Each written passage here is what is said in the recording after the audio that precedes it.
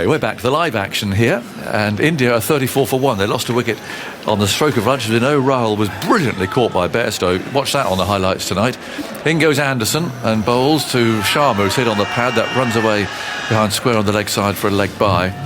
Brilliant catch it was, and you'll get it on the website as well, I'm sure by now. That clip of that, absolutely sensational catch. Well, actually, that reminded me of Beefy too, because he was standing quite close, and he almost caught it behind him. Yep, went very quickly. I'm not sure he had his hands on his knees, but he might have before he caught it. But it was a sort of Botham-esque catch, and you didn't think he had a chance to get there, and he stuck his hand out.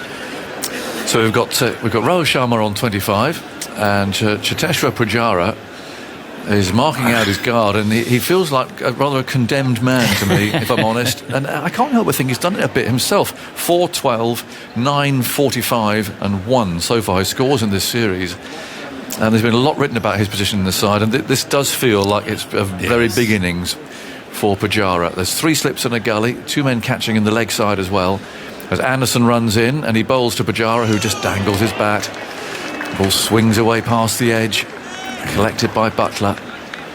Just a flicker of a waist swing there. Some of it, a lot of it, well, who knows how much, if I'm honest, but it might be how he actually looks as well, Pujara. I mean, he's looked so tentative so far in the series. We think just assert a bit of authority. Well, he's always been a slowish scorer, but he has, had ways of getting off strike and been a bit more positive. He's almost a parody of himself at the moment. He's blocking it. Feel like he doesn't know where he can possibly score a run. Anderson runs in, bowls to him, a big swinger, which he works away into the leg side. Wants a single, he can't get it though, because there's a man there, a backward square leg. It's Malan who dived there full length to prevent Pujara from getting away, from getting off the mark, and he all works so hard in the field. The batsman comes in, he's on naught, because you all know what it's like to be on naught, and you want to keep that batsman stranded on naught for as long as you possibly can. It adds to the pressure. So that's a really good piece of fielding there. There's a big gap in the offside square. There's a single there for him if he wants it.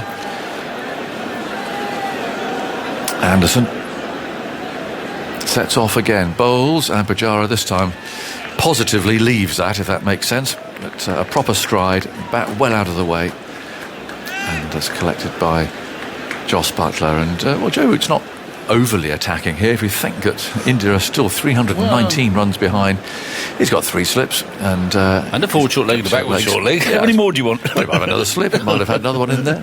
Where from? Mid-on. You're getting like Peefy, you are. Well, but it's not a radically attacking field, is it? There's enough there. There's 6 men round the bat. How many more do you want? Oh, get another one in there. 35 for 1. In goes Anderson again. Bowls. That's the in-swinger. And poorly directed. Brilliantly stopped by Butler. Just for once, Anderson got his line wrong there. It was the in-swinger. But it started round about leg stump. And Butler must have thought, oh no, that's the in-swinger. And flung himself to his left and took it brilliantly. It was a wonderful, wonderful take. I thought that was 4 boys. If you look at the replay of that, you can just see Anderson's wrist just open up a little as he let that go. So that's just the sign. It's only such a small movement that makes the outswinger the in-swinger, and of course the shine on the other side. 35 for 1. Anderson again runs in, bowls. That's the outswinger, and Pujara's forward to it. Anderson shows some reasonable footballing skills there. He dropped it in the end, and it's the end of the over. 35 for 1. So 20 overs have been bowled, and India are 319 behind. It's murky. It is murky. The cloud is low. It's almost perfect. It's like a blanket. The floodlights are on. It is. It's gloomy, but without being too gloomy to play. And it's from just that over. He didn't quite get it absolutely perfectly right, but there is swing for Anderson. He's obviously a handful, but he's also a delight to watch when it's swinging. I often make the parallel with watching a wrist spinner. He can go in or he can go out, and we're never quite sure which one he'll choose. It's the concealing of it. I mean, I used to bowl out swingers, but I had an in-swinger, but it was so obvious that Peter William, the net to shout in-swinger as I was halfway through my run-up. But that's the great skill, isn't it, of Anderson? You just don't know. Overton bowls and hits Rohit on the pad. arms are raised in the slip cordon. The ball goes nowhere really. It's picked up by Moeen very delicately. Actually, there's a little extended thumb and index finger picking it up. He mustn't make the wrong bit down. No, he picks up very delicately, like he's picking up, I don't know, a valuable piece of jewellery or something that had to be lying on the pitch at the time. 35 for 1. Rohit fastens up his gloves. Overton second, 1 for 5 from 5.1 overs so far. He's bowled beautifully from that far end. Up he comes, thundering in, and bowls, and Sharma blocks this, plays it back carefully to the bowler. The light's getting worse, if I'm honest. A little bit hard to see that ball that time.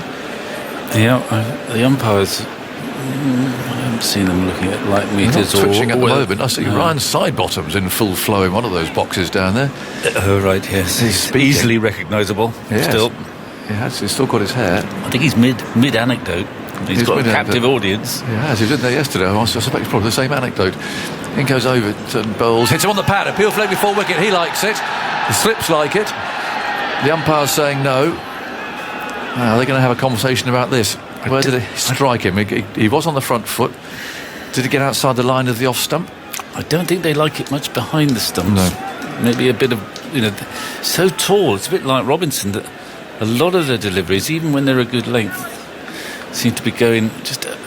We'll have a look at the technology. It was a lovely ball again, but far too high. Yeah. Looking at that, he's got his back to us, so we couldn't see initially, but it hit him well above the pad. Yeah. But I sense this could be a bit of a breakthrough match for Overton. He's had a good game so far with the ball, hasn't he? And he comes once more and bowls outside the off stump. Lovely carry there through to Buckler as Rohit ignores it. Yeah, he's got a bit of pace back. He's got a bit more pace, I think. Yes, he has. Having a fuller length. Since when he last played for England. Yeah. I mean, he's had 2 years, or the start of this year and last year, he's been phenomenal in county cricket. Yeah. And I think it doesn't sound much, 82, 83, but he's just got a bit more zip, a bit more pace than when he first played for England. Turns in the distance, runs towards us, the shadows of the floodlights with him, and that's very full. I'm sure Rohit was up to there. It was a Yorker length outside the off stump. And Sharma's got himself a bit of a tangle there. He managed to dig it out, but with no footwork at all. And the angle of the bat was more like a man playing golf, really, rather than cricket. Very strange shot, wasn't it? Yeah, well, it was. He didn't see it. He didn't pick it up. Yeah. Well, that might make the umpires twitch a bit about the light. Yeah. He definitely didn't see that. Well, the sight screen behind him, of course, that's all white. That's his forward again, playing a shuffling defensive stroke, just fielded at mid-off by Anderson. He'll keep the ball, no doubt, because he'll continue from this end. Another excellent over from Overton, 35 for 1. Rohit Sharma 25, Pujara yet to score. So India are 319 behind. And we're not even halfway through the match yet. No. Pujara's recent struggle since he had a prodigious series in Australia in the winter of 2018-19, in which he scored 521 runs, averaged 74 with 3 centuries, and carried India to a superb series victory. He has really struggled in the 21 tests he's played since then, averaging just 26 with no centuries, and scoring at 35 per 100 balls. Previously in his career he'd gone at 46 per 100 balls, so a huge drop off, and in particular he's starting his innings much more slowly. In the first 30 balls of his innings in this phase that he's been struggling, going at 28 per 100 balls, about 1.7 per over. He's on strike now as Anderson runs in, bowls to him, the in-swinger. He didn't read that, and he pushed forward there, and well, it was a case really of ball hitting bat rather than bat striking the ball. It's beautiful deception again, but that was all very close to creeping through. And prior to that in his career, so the first 30 balls of each innings he'd gone at 42 per 100 balls, about 2.5 per over, so he's scoring about sort of more than 30% more slowly in those opening 30 balls, and similarly for across his innings. This is remarkable detail, but he's also, I'm sure, he scores much more quickly against spinners than seamers. He's not yet off the mark here, and Anderson's on his way again. Bowls to Pujara, working that away, all hitting high up on the splice of the bat. You can tell by the sound. Yes, it didn't hit the middle, did it? No. And fielded by Hamid Well, these are Short testing leg. times. It's interesting. Anderson's going into him quite Yeah. often, bowling into it. He's got a back pad there, quite deep, but he's there, I think, for the inside edge that bobbles up. And he's also got a leg slip or a leg gully. I'm quite honest about that offside field because the outswinger that he's going to bowl, you'd think it's going to go square. Yes, and but there's nobody. Huge gap between Yeah. a fine gully and a mid-off. Yeah. 35 for 1. Anderson runs in, bowls another in swinger, which is flicked away, ill-directed, and Pujara's off the mark with 4 through mid-wicket. And Anderson will be furious. Yeah. That was a leg stump half volley. Even the great Jimmy Anderson can serve one of those up every now and then. There was another attempted in-swing. For Yeah. some reason, he's decided an in-swing to go into Pujara, and then presumably the one that goes away is the surprise delivery at the moment. If he continues like that. So Pujara's off the mark, very deliberately grips the bat, bottom hand first. Tapping now, waiting. Anderson sets off past the umpire and bowls outside the off stump, one that might have moved away a little bit. Started quite wide, and Pujara ignores it. A bit brighter in the distance, but I think certainly they won't be playing without the floodlights. No, it should be all right there, shouldn't it? Well, I haven't seen, they haven't brought out their... No, they haven't set the standard yet, have No. they? We haven't had a bad light stoppage, so... They haven't got their meter with them, I don't think. They normally have to, they're so big that they have to call for that these days. It gets sort of delivered to them. It sits on top of the stumps. 39 for 1. Anderson bowls. Oh, he played at that. That was a poor shot. Really tentative. A poke outside the off stump. Very lucky not to edge that. He seemed late on it too to me. I mean, it was just always round. It's sort of someone who had no idea really what's going on. Because he didn't move that much, but he missed it. Yeah, he was late on it. Yeah. I mean, the bat moved towards the ball some time after it had passed. I think he knows which way it's going at the moment. But that's as much down to Anderson's skill as anything else. 39 for 1. India 315 runs behind. They've lost that 1 wicket. Anderson moves in. Bowls to Pujara. Again, it's that in-swinger, but it's too straight. He can nudge that away into the leg side. Moeen gives chase. And so 2 runs taken. Anderson, well, he touches the pitch there. He's knocking it down or something. He was saying to Joe Root there as he walks past him. 41 for 1. So 313 behind. So I wonder why Anderson is predominantly bowling into Pujara. No idea. Because when he's had Sharma on strike, essentially he's been going, I think, away. I mean, it will make Pujara play at the ball more often outside the off stump, I suppose, if he decides to go the other way. But it is noticeable that seems to be the plan to Pujara, with a back pad and a leg gully as well, and a mid-on. He's essentially... Perhaps he's seeking the pad at LBW. Yeah, maybe. 41 for 1. Overton comes in from the far end. Bowls to Rohit Sharma, who's beaten outside the off stump. And he definitely played at that. The ball bounced past the edge. Slips are getting ready. The field one's going to come, but it just moved away. He really did push quite firmly at that. Yeah, it was wide to play at, especially in a sort of defensive manner. It was a mistake, really, by Sharma, who's been very disciplined so far. 3 slips, ring of 3 saving the single in the covers. 2 in the leg as Sharma waits. Overton comes in, bowls to him. It's a fuller length and he's driven firmly back at the bowler, who dives spectacularly there and saves that. It was a full length dive down the pitch. We had to dive to get down quick enough. He's a big man, Overton. 6'5", I'd say. Very good hands he's got, actually. I mean, I saw he was fielding in the slips for England, which strikes me as a good idea. He's a second slip at Somerset on a regular basis when he's not bowling. He comes again, running in lots of energy, and Sharma's forward, running up to backward point. I think maybe that's what's changed a bit since we last saw him playing for England. There's more oomph in his run-up. Absolutely, yeah. I mean, it's been the case, I think, for about the last 2 years. I think, A, he's done a lot of work himself. B, he's also, last summer, he was off, as with this summer, he's often been in the squad working with the England bowling coach, and he's had a lot of attention. Yeah. And I think they've worked well with him too. But there's more zest in his run-up. Definitely. He's a big fella, and it takes him a bit of a while to get going, but he gallops in now, over the wicket and bowls, and Sharma turns that away into the onside. I wonder if he's been to that amazing gadgetry at Loughborough, where they literally put all these sensors over you. I was lucky enough to have it done, a couple of years ago now, 2-3 years ago. Right. All these sensors all over your body, literally, and therefore cameras sort of focus on it. Mm-hmm. There's an aeroplane flying over here.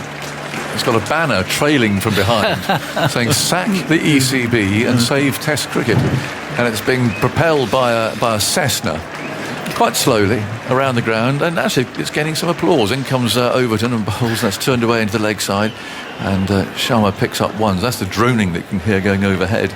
I suspect he might do a couple of laps of the ground, as it were. He's at about 1,000 feet. I don't think it's David Gower. Well, it might be. I don't think so. He's done that. Anyway, you'll hear the drone. But no, you have. So then cameras pick up all these sensors. Yes. And they can feed all the information in to this machine. Yes. And they can decide what would happen if you ran in at half a mile an hour faster. Okay, so you turn the dials up, but what the impact that would have on the rest of your body, as opposed to what the impact would have on any extra speed that you might or might not gain through bowling. It's very, very clever. Overton bowls, it's flicked away out towards square leg by Pujara. More runs for him, all coming through the leg side at the moment. That's 4 through mid-wicket, and India move on to 42 for 1. It was rather wasted on me, if I'm honest. Well, that's what I was going to wonder. I mean, I'm sure 25 years ago it would have been invaluable to you. Yes, unfortunately now, or 35 perhaps, aged about 60. I think I was bowling at 70 miles an hour. Oh, well, that's not bad. No, it wasn't bad. And so the impact of my approach to the crease, which was a little more than a hobble. Well, what do they think you could get up I think to? they thought that if I picked up any more, I'd just fall apart. Right. But with someone like Craig Overton, however, yes, off his proper run there, they could look at all the figures. They could say, well, okay, so we're going to coach you now to run in 1 mile an hour faster. And the result is, okay, you might get a bit more pain in your left ankle, left heel, so we'll work out where that's going to go, how the follow-through is going to work to take a bit of pressure off your body. But the result is that you will, and then they press a button, poof, you will bowl at 4 miles an hour faster. And that's how it works. It's fantastic. In goes Anderson, bowls swinging away, and Rohit Sharma lets it pass. Very, very clever. Well, it'd be interesting to find out whether Overton's been through that, because what we see, and he's been like this for the last couple of years when he's been playing at Taunton, I think, that he's a different bowler than when he first played for England. But it could easily be that he's been through that process and benefited from it. I'm looking for our aeroplane. I can hear it. I haven't got my little phone thing with me to see where it is. There it is. It's coming back. Is it back again? Yeah. Oh, there he is. He must have got permission for this, because he's actually on the flight path for Leeds Bradford Airport here. And goes Anderson, and a beautiful ball. The beats Rohit Sharma, all ends up. Beautiful delivery, nipping away. You watch him bowl like that and you think, why is he bowling in swings to Pujara? That was a beautiful ball. Too good. Maybe, you need to be a bit fuller, but when it's moving so much, but it's an impressive delivery.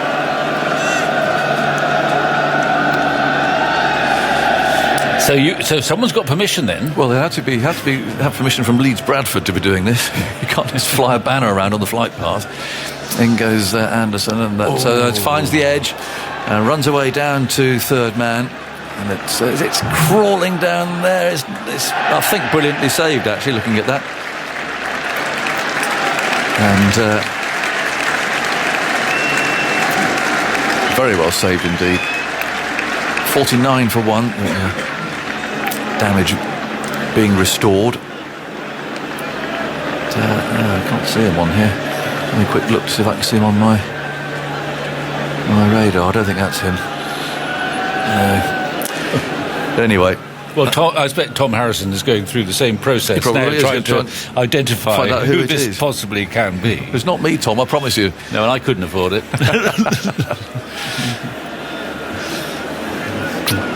Pujara is on strike, on 10, 49 for 1, so 305 behind.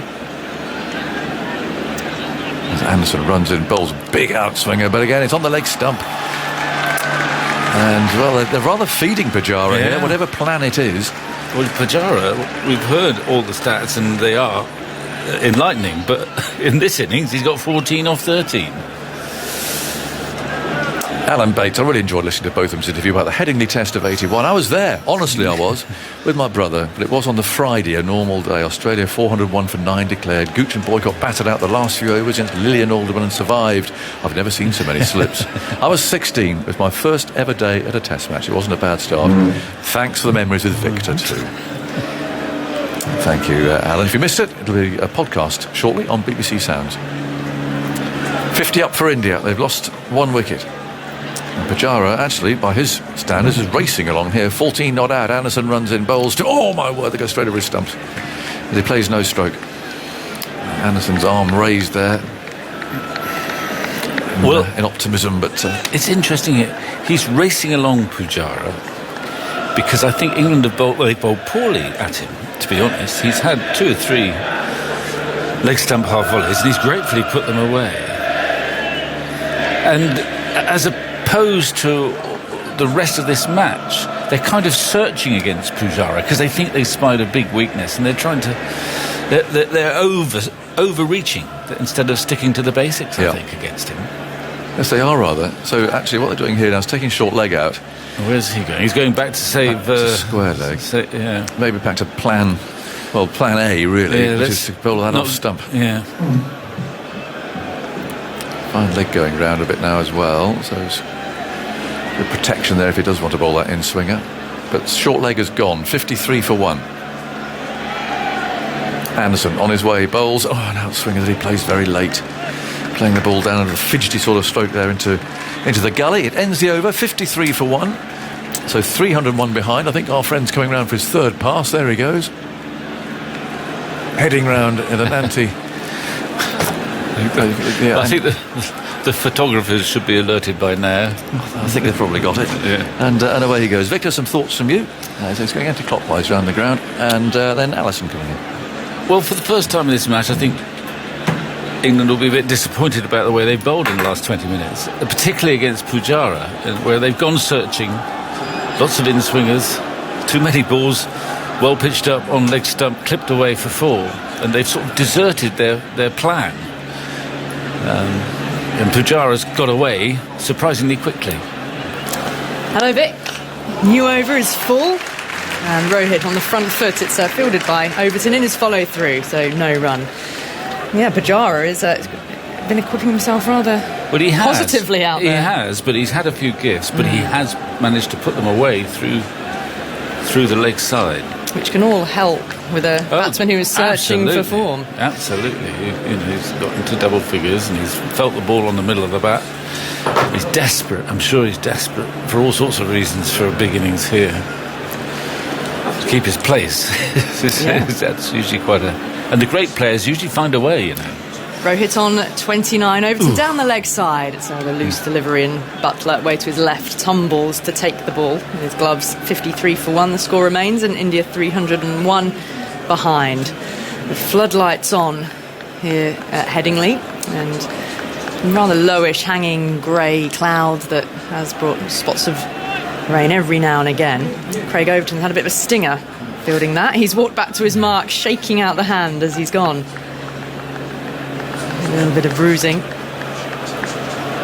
got the ball in that right hand once again, and Rohit awaits. Overton in now, knocked into the onside. And the ball on a length which had Rohit up on his toes slightly as he defended it away. So 3 slips and the backward point cover, mid-off, mid-on, and mid-wicket here for Rohit, who batted alongside KL Rahul up until the stroke of lunch when Rahul was brilliantly caught by Bairstow in the slips off Overton for just 8, 34 for 1 at lunch.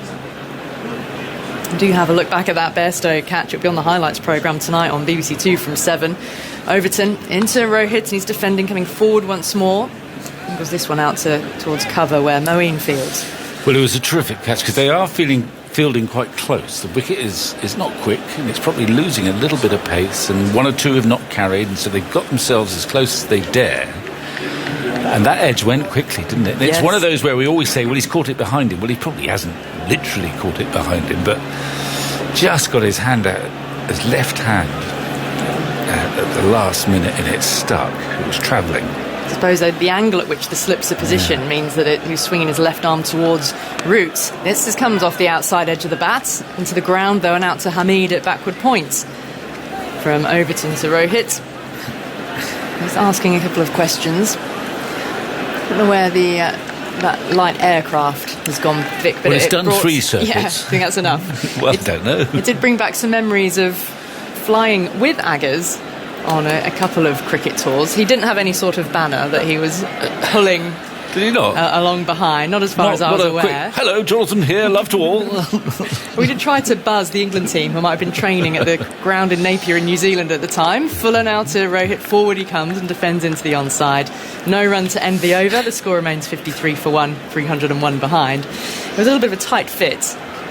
And Aggers, whether it was a regulatory thing which meant that he wasn't able to fly completely solo, so we had a co-pilot, and I was seated in the back, this very small aircraft. Aggers will probably have to tell me exactly what type of craft it was, but it was very light. He certainly felt the judders when we landed, which you probably won't appreciate me saying. But no, we went to Napier in New Zealand, and then another time... You went again? We went. I was brave enough to go twice. God, not many have done that. No, yeah. They hypnotised me in between. At Durban, we flew north up the coast over a wildlife reserve. It was stunning. Right. Swooped down low, could see some hippos and flamingos. Waves crashing against the coastline. Ted Dexter, Jonathan Agnew, I knew they had something in common. Now, Rahul Pujara has pulled away as Anderson was ready to run in then, so something distracting him behind the bowler. Can't really see what it is. Got big white sheeting spread across the hard covers down behind the advertising hoardings, but Anderson is ready and Pujara is ready. In goes Anderson, swings away past the off stump and through into the gloves of Buttler. Well, he had this theory, it seems, Anderson, when Pujara came in, that he wanted to predominantly bowl in swingers to him. And he had a forward short leg and a leg gully, as well as the mid-on and long leg. But I think he's now abandoned that theory. He's got a 6-3 offside field, 6 men on the offside. And that one at least was swinging away. He just wants to get his line right to make Pujara play. But I think it's back to sort of plan A as opposed to plan B that they started with, if you see what I mean. And runs came, didn't they? Anderson in, a little straighter, and it's bat and pad, I fancy there, inside edge onto the pad and out towards Burns at gully.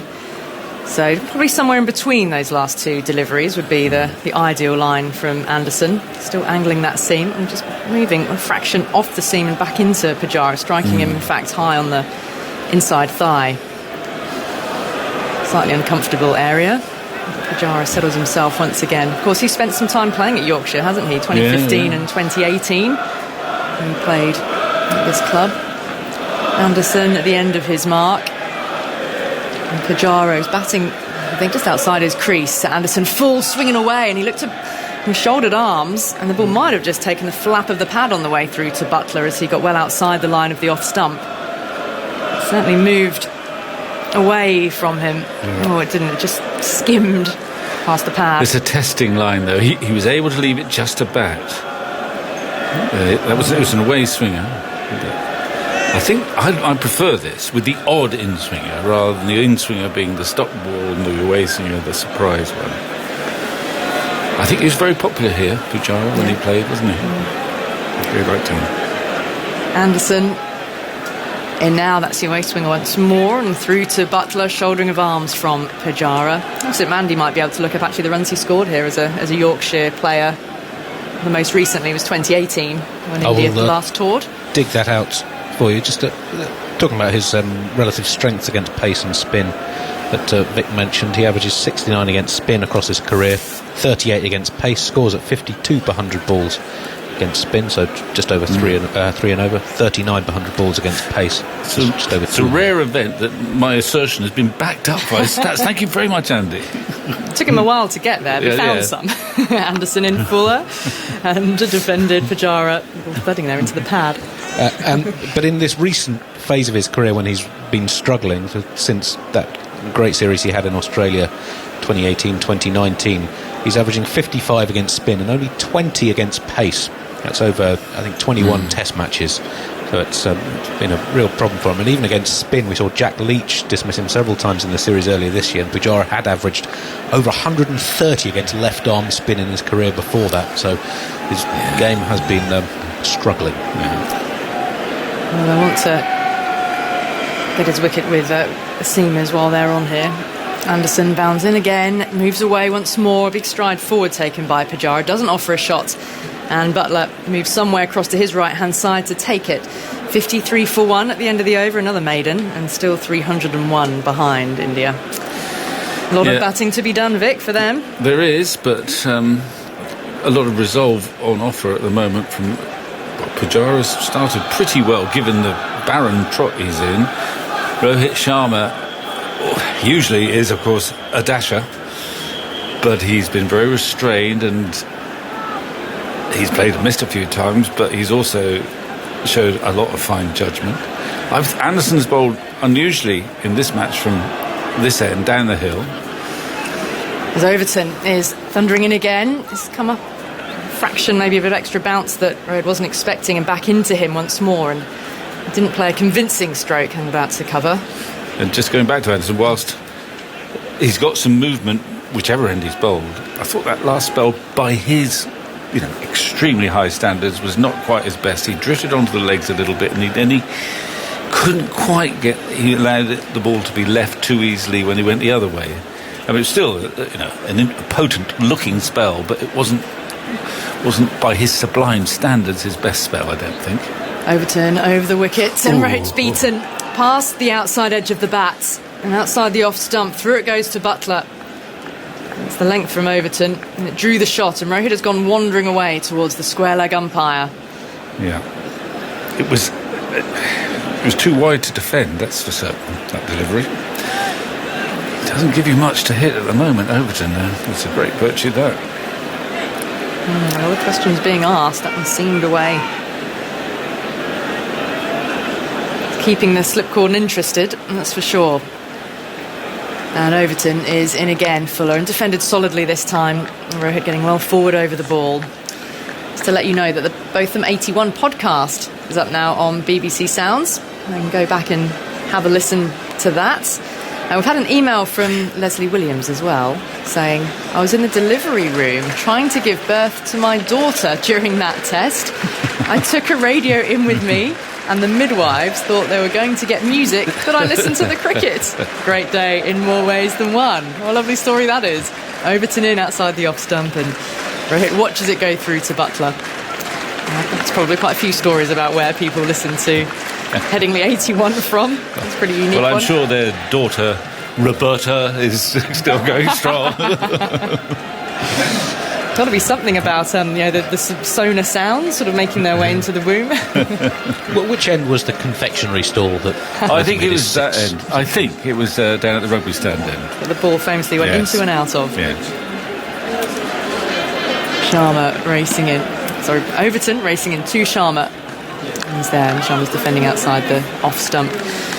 Speaking of Headingley, we're actually going to be speaking to photographer Philip Brown at tea. Yes. As amongst other things that he we'll speak to him about. He wasn't here then, was he? No, but he has just recently taken a series of wonderful black and white portrait shots of the surviving members of the 81 series, because it's the anniversary. So he'll be telling us the stories behind that at tea time. And he's got a wonderful book out as well, actually. More than 30 years of snapping for Philip. Overton in now. It's defended into the onside by Rohit coming forward. And there's no run, so Overton keeping the pressure on, Rohit unable to score. It's another series of dots, another maiden, and India remain 301 behind, 53 for 1 is India's score, having resumed on 34 for 1 at lunch. This is when KL Rahul had been caught one-handed by Bairstow in the slips off Overton for 8 off 54 balls, so it's rather a pained sort of innings for KL Rahul. Robinson thought he'd had him out LBW when he was on 6, was given out by the on-field umpire, and Rahul at the very last second decided to review it, and in fact it showed the ball pitched outside the off stump and seemed back to miss leg, which seemed extraordinary. I don't think that the bowler could quite believe it, many on the field or in the ground, but KL Rahul had a reprieve on 6, but was several balls, quite a few balls later, dismissed for just 8, so it wasn't too costly in terms of runs. Well, James Anderson's spell has come to an end, and Ollie Robinson is on again in place of him at the Kirkstall Lane end of the ground. The short leg is back. Hasib Hamid has got the helmet back on, fine leg. Catcher at mid-wicket, got mid-on, extra cover, backward point, and the 3 slips. You asked about Pujara's form for Yorkshire. I'll come to after this ball. Yeah, it's Pujara on strike to Robinson. He found plenty of movement early on with the new ball, and he's pushed this a little wide outside the off stump and left well alone by Pujara. He played 10 games for Yorkshire in 2015 and 2018 in 2 spells for the club.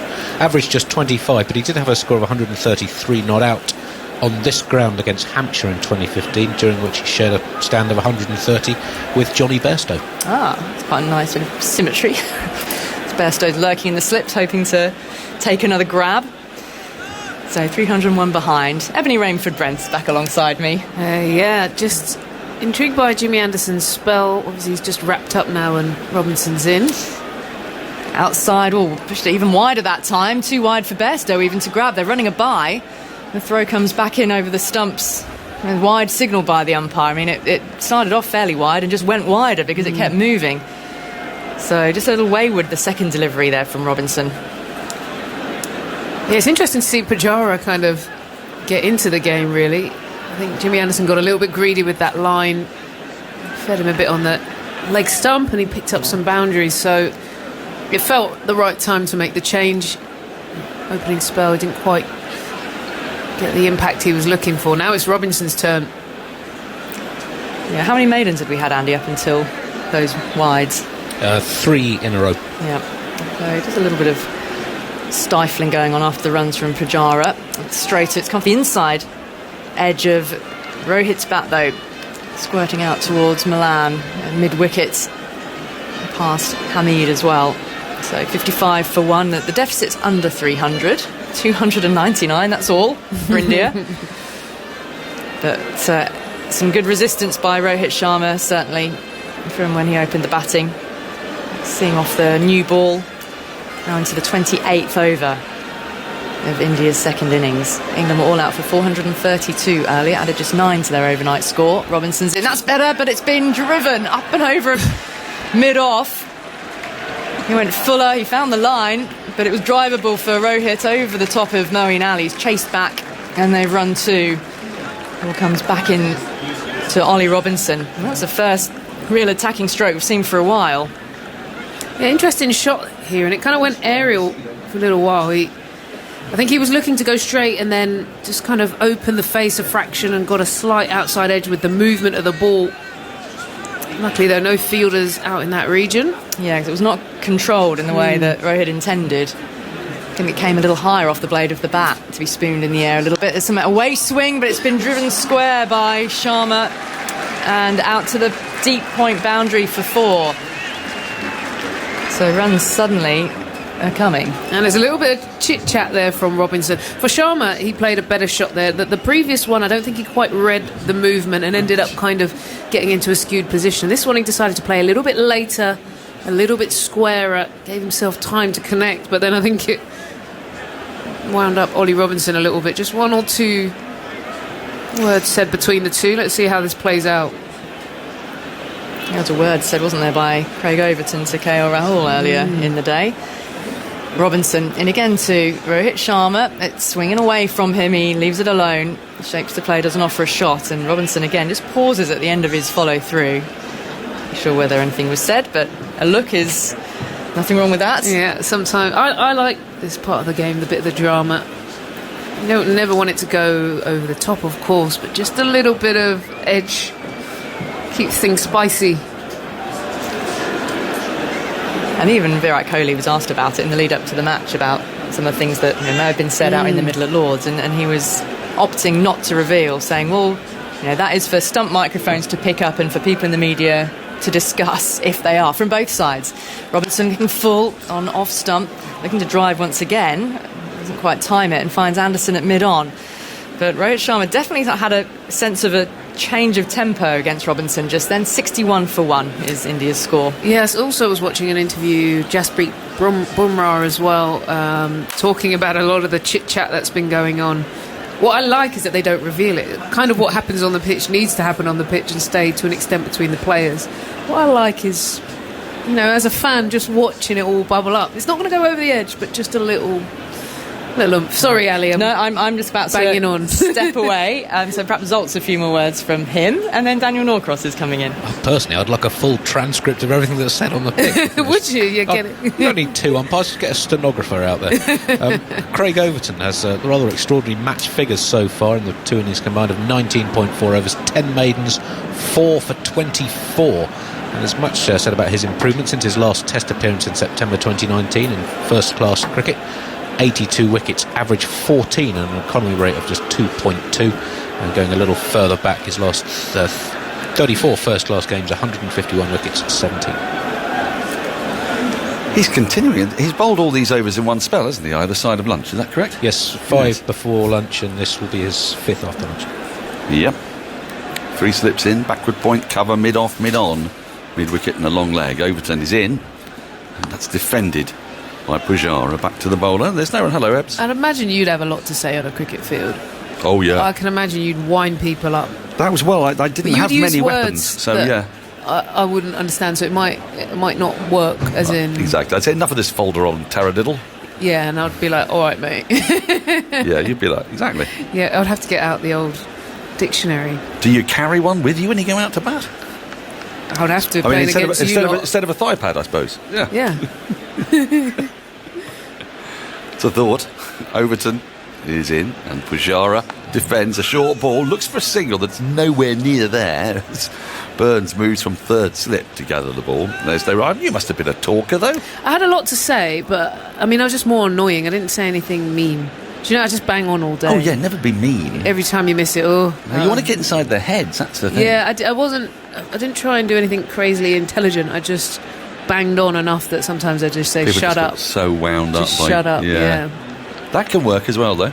Yeah, just chipping away. Yeah. I have a theory about how best to deal with Steve Smith along those lines. I'll explain after this ball. Overton's in, wide of the off stump, but left alone by Pujara. So, especially at the beginning of his innings, Smith goes through a whole series of various prestidigitations, really, with his fingers, and they sort of bang on the box a couple of times, and then his knee twice, then he slaps his thigh, and then he sort of whacks his face, and then he has the box again, and then another thigh, and then he taps 4 times. Just as the bowler comes in, you just have a short leg there going, mate, I think you missed one. That would wind him up, I'd imagine. Ooh. Yeah. Which one? Which one? Yeah. the shin tap. Yeah. Here's Overton. And Pujara offends at this, but he gets it into the ground and down towards the deep third boundary. Hamid is pursuing it. He'll put in a dive, but it'll be in vain, I'm afraid, for him. And the ball... Well, I don't think it actually touched the sponge, but it touched Hamid's hand while his body was in contact with the sponge, and umpire Alex Wharf signals 4. Now, it was a deliberately played shot, but this is a different Pujara we're seeing in this innings. It's almost as if he's said to himself, I'm on borrowed time here, and I've got to be that little bit more proactive. It wasn't a shot that hinted at permanence, because it was short, and he sort of rolled his wrist slightly over it, pushed it into the ground past third slip. It's a very interesting Pujara knock, this.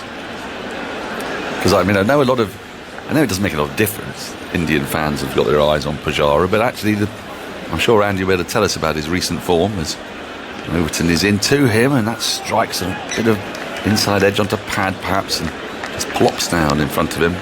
Overton collects the ball and then has a word with him. No idea what word.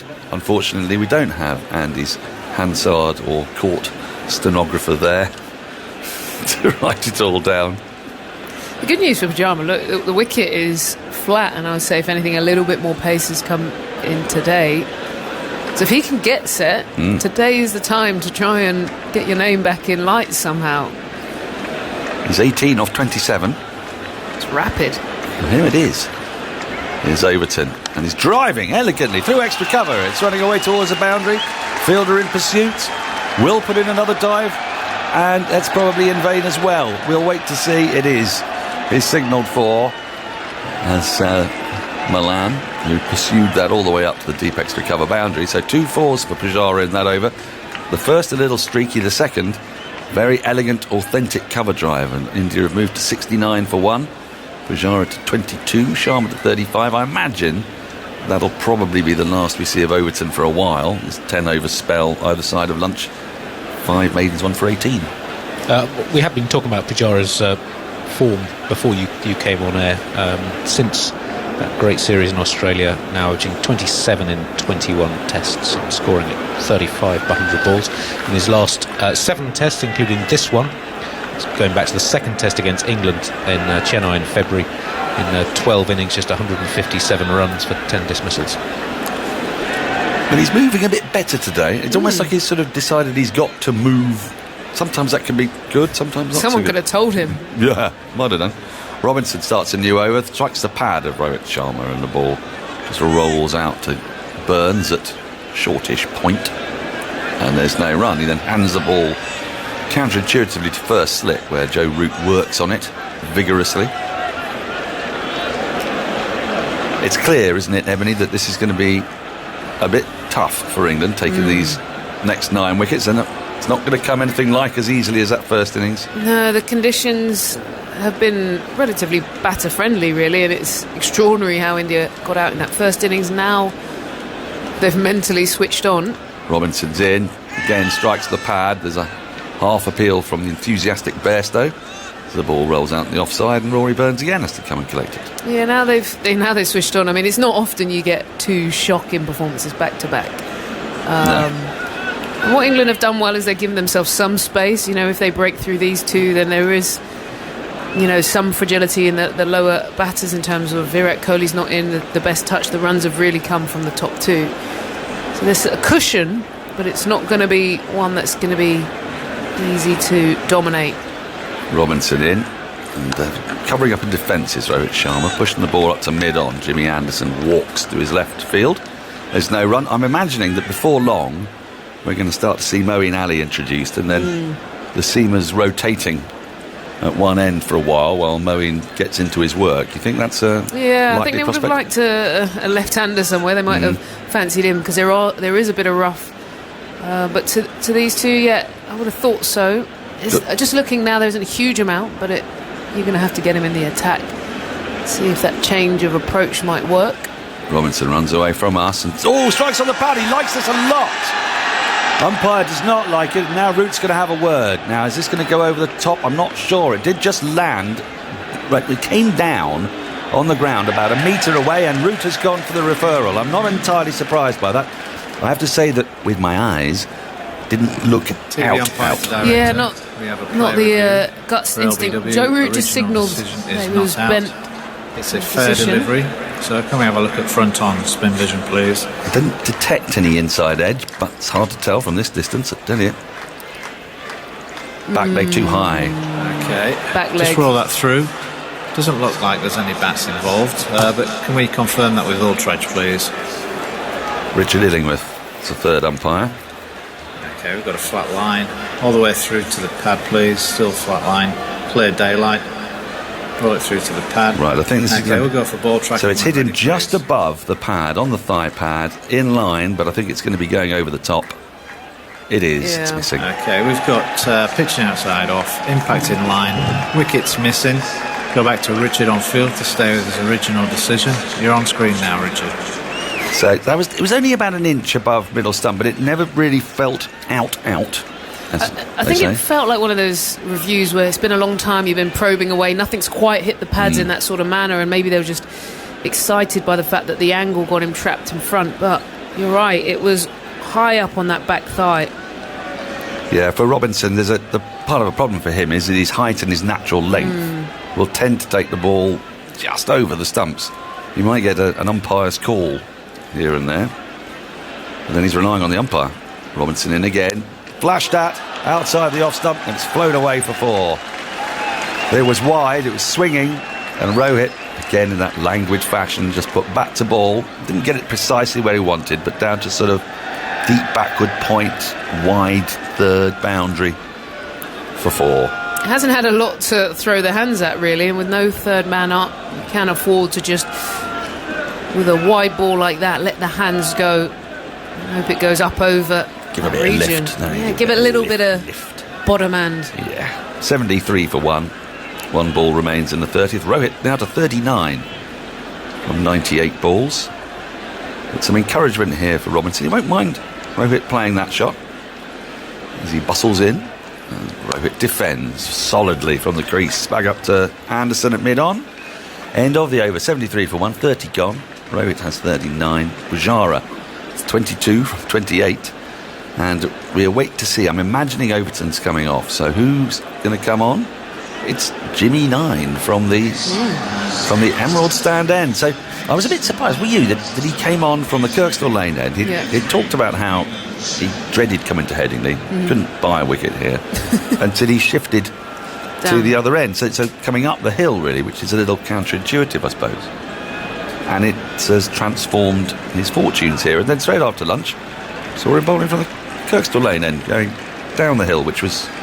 Do you think something gets in you? You know, as a bowler, I haven't got any wickets in that second innings throughout this series. You know, it just plagues on. You know how well you're doing in the first. So you think, right, if it's not happening first session, let me change it up. I think sometimes you just think, let me change ends. Let's see if it does change fortune. Even that, you know, just be something more in the back of your mind. I want to test it out, see if I get any luck down the Kirkstall Road end. Well, not to be so far in this inning, so he's gone back to where he may have more success. He's got basically the same field as Overton had. 3-6 backward point cover, mid-off, mid-on, mid-wicket and a long leg. Jimmy Anderson runs in to start a new spell. Pujara lets the first ball go by. It goes through low to Butler's right, almost bouncing in front of him. 80 miles an hour to start with. It's quite chilly today, and you know, for the fast bowlers to get their rhythm, those muscles nice and loose, well, I mean, I'm being a bit picky. If you had a day like this in April, you'd probably feel it was quite balmy, but...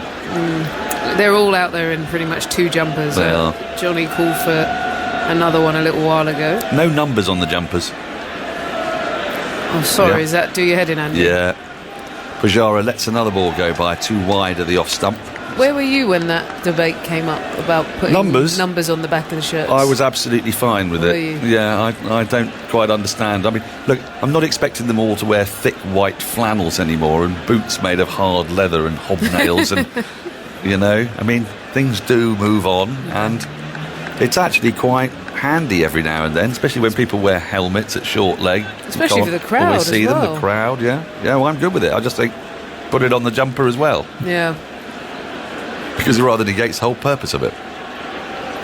Here's Anderson, that's defended by Pujara. Back up the wicket to Anderson, and there's no run. It's a lot of stitching that, though, isn't it?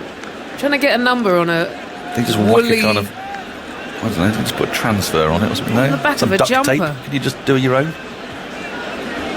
I have a Pujara stat for you. Sorry, yeah. Sorry you're interrupting us. Maybe on jumpers they should just put players' statistics so the crowd can keep up to date, automatically updating, get them Oh yeah, re-embroidered at the end of every over. or just digitally enhanced each moment. That wasn't your Pujara stat though, was it? Here is Anderson, and Pujara lets this one go by again, tighter to the off stump this time, shouldering arms. I am actually thinking that would be quite cool. You know how, like, adverts around the ground now, you know, the advertising board changes. You love your tech. Yeah, like, actually, if on the back you had what they performed in the first innings, and you're as a fan... What, golden But then you'd be duck? like, mate, you need to up your game. I saw that you got 3 noughts in a row.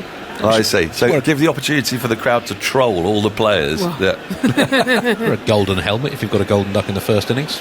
Tour de France. That'd be Yeah, harsh. yeah. Anderson runs in, and Pujara again doesn't have to get anywhere near this. It's way wide off stump, and Anderson not quite found his line so far in this over. The Pujara stat, he was 22 from his first 30 balls, which is the most he's scored from the first 30 balls of a test innings since the third test against England back in 2018, and it's the 33rd time since then he's batted 30 or more balls. I mentioned how slowly he's been starting in this recent run of form since late 2019, when he's been struggling, going just 28 per 100 balls inside the first 30 of innings, down from 42 per 100 in the early parts of his career. Well, he's looking much better today. And here comes Anderson to complete his over, and again it's too wide, and Pujara really hasn't had to play at any of that. And Butler has taken the ball cleanly, 73 for 1 after 31 overs. Pujara 22, Rohit 39. I'm going to put to you, Ebony, an idea that I think you might quite like. Go on. Because we were talking about numbers on the back of people's shirts. And I've mentioned this before, but I'm now fully converted to the idea. Yeah. The numbers themselves are completely meaningless, with the exception of maybe Route 66, which is a bit of a pun. Yeah. They're nonsensical. Why is Sam Curran 59? Why is Rory Burns 27? You can't identify with that. So I have got a theory. You know, every player has got their England number. So I believe Jimmy Anderson is 613, right?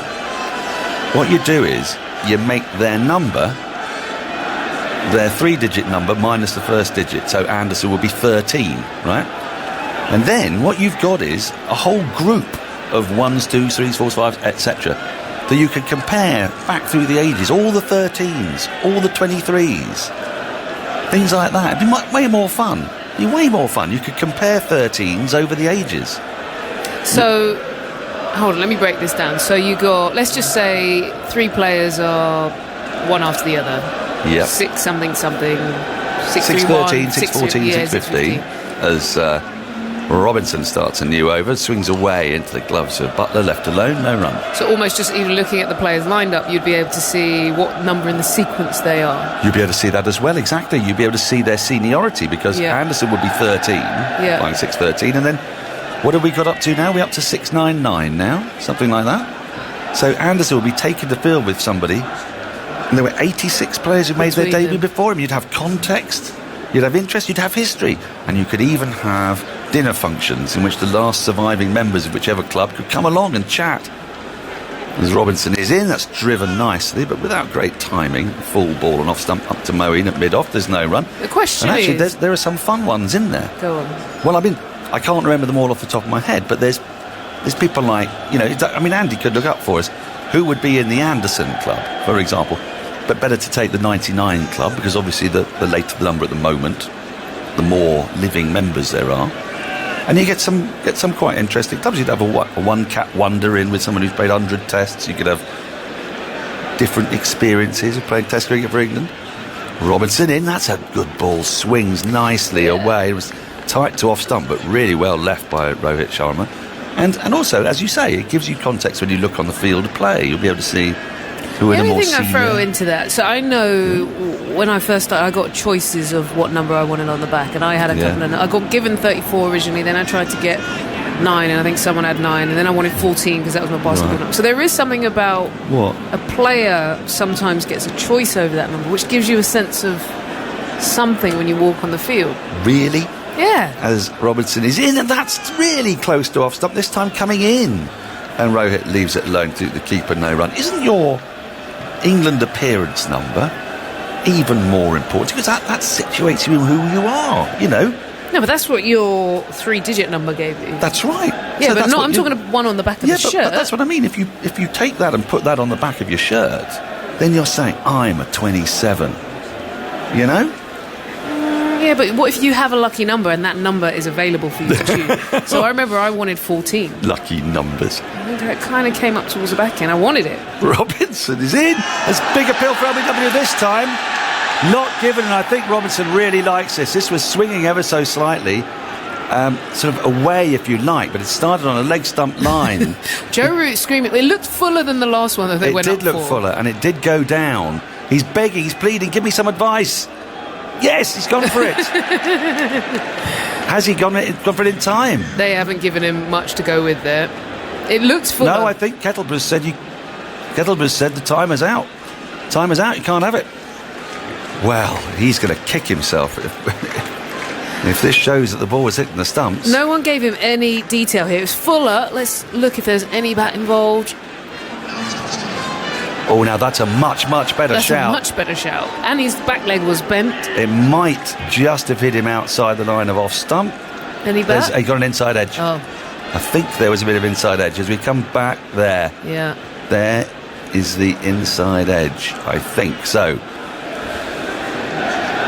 Root may have got lucky with that, but maybe that was bat on pad. It's very hard to tell from what we're seeing. It doesn't matter either way, by the way, because DRS was not invoked because the timer ran out. Robinson is in again and beats the bat gloriously outside the off stump with a peach of a delivery. That has been a quite superb over from Robinson. Very unfortunate not to take the wicket. Sharma survives. He has 39, Pujara 22, India 73 for 1. 32 overs have been bowled. More from Ebony Rain for Brent, and then it's going to be Isha Guha. Oh, we'll have a look at that. It was hitting. It looked Fuller. Was there an inside edge though? That's the question. Dan said there might have been a little bit of a flick as it went past the pad. And it was unclear. Chris Silverwood, hand on head. How are you, Ish? They didn't go up for the review. No, well, he couldn't. He ran out of time in the end. Oh dear. Oh dear. And Joe Root has just looked upstairs and he's got the signal that it was out. Frustration, he slams his thighs as Anderson is in. Beats the edge of Cheteshwar Pujara. Well, you just feel there's something happening every ball at the moment. Gloomy conditions here, lights are on. Big miss for England. Well, England with 2 reviews left. He went for it just as the DRS timer clicked down to 0, and a shake of the head from Chris Silverwood. No, dear Joe. They didn't give him any. You know, normally the players, especially the bowlers, making a lot of noise, giving you some sort of sense of confidence. There wasn't anything coming from the players, really. Here comes Anderson again. Pujara this time aptly leaves outside the off stump, back of a length on that occasion. There's Ebony Rain for Brent is heading out. Was it something I said? Yeah, we're taking another look at the replay. And there was a little spike on Ultra Edge as it goes past the bat, but it's also next to the pad at the same time, so it might have been ball on pad, not the bat.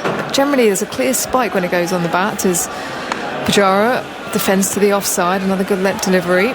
So a partnership is formed here between Rohit Sharma and Pujara, but England still feel like they can extract wickets with these conditions. And Michael Vaughan, who has stepped in, that's not a beer he's just opened, it's a can of water. It's that's a big miss, isn't it? Friday afternoon having a beer. Yeah, it's umpire. Are you giving that out on the third umpire? No inside edge. No. Out. Yeah. I think I'm with you. As Anderson has passed the umpire, Pujara tucks this one down to fine legs, just straying in line. Anderson and it flies down to the boundary for 4. And Anderson, shake of the head for him. 77 for 1 India. Sharma 39. Pujara's now moved to 26. Yeah, I mean, Jimmy will be the first to admit to Pujara he's just not bowled anything like. He's given him, I'd say, 4 balls on his leg stump. Pujara's brought a mentality, or seems to have brought more of a mentality of looking to score in this innings. He's 26 from 38. He's played nicely. Pujara taps his bat down. This time wide of the off stump for Anderson as Joss Buttler flies to his right to stop the ball. Partnership worth 43 now for these two. We did know that it was unlikely that they were going to bat the same way that they did on day one. Well, they're one away, aren't they? In that first innings, it always happens. The second innings, you get different conditions. You're a bit embarrassed from what you did in the first innings. Anderson in again. Pujara beats the edge. Wow, how was that missed? That was a beauty of a delivery from James Anderson. The perfect delivery. All it didn't do was catch the edge, and he hangs his head back. Well, a good let delivery just on that off stump, and it pitches, it leaves Pujara as he looks to play. That was a feather between bat and ball as the players are going to break for drinks.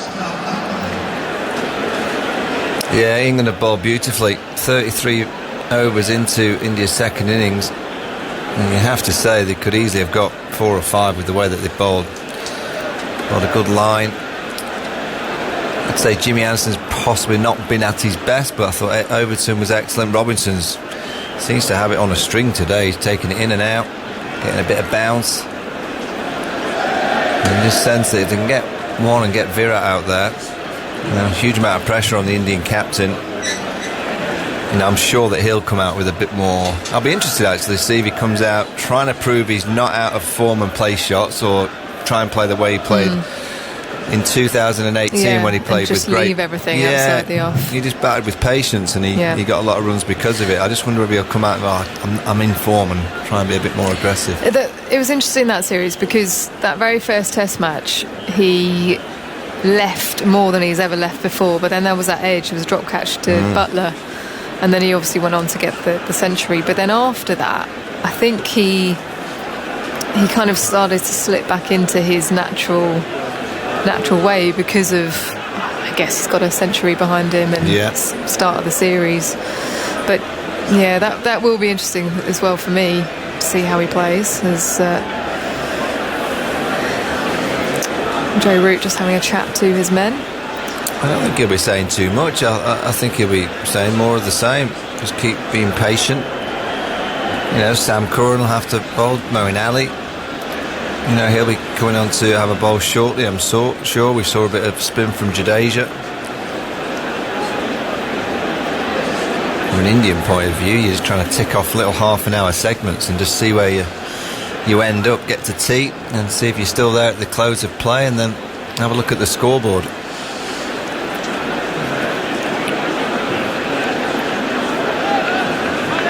A bit of movement in the stands as they hurry off to go and get a drink and watch the action resume as the players have now dispersed. They're now gathering around towards their fielding positions.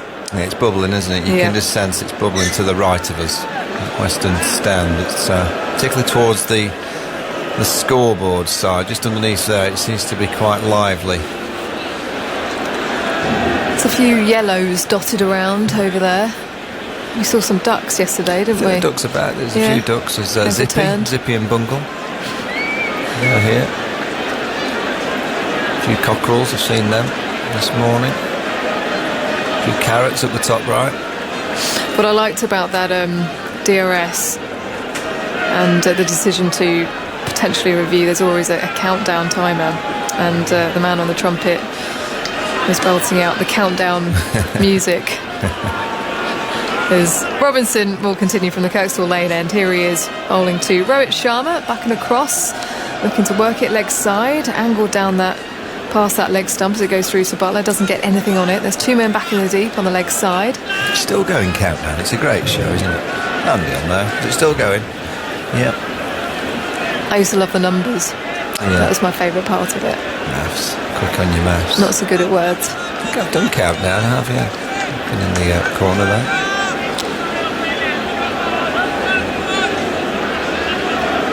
Robinson pushes away now.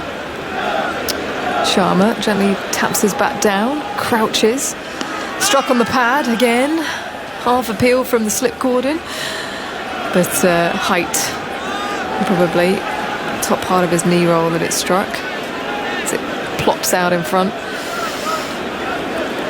He's been there or thereabouts, Ollie Robinson. Every now and then he'll just bowl that slightly fuller delivery when he's in the game. And he's into his 12th over. 12th out of 34 for England. No wickets yet.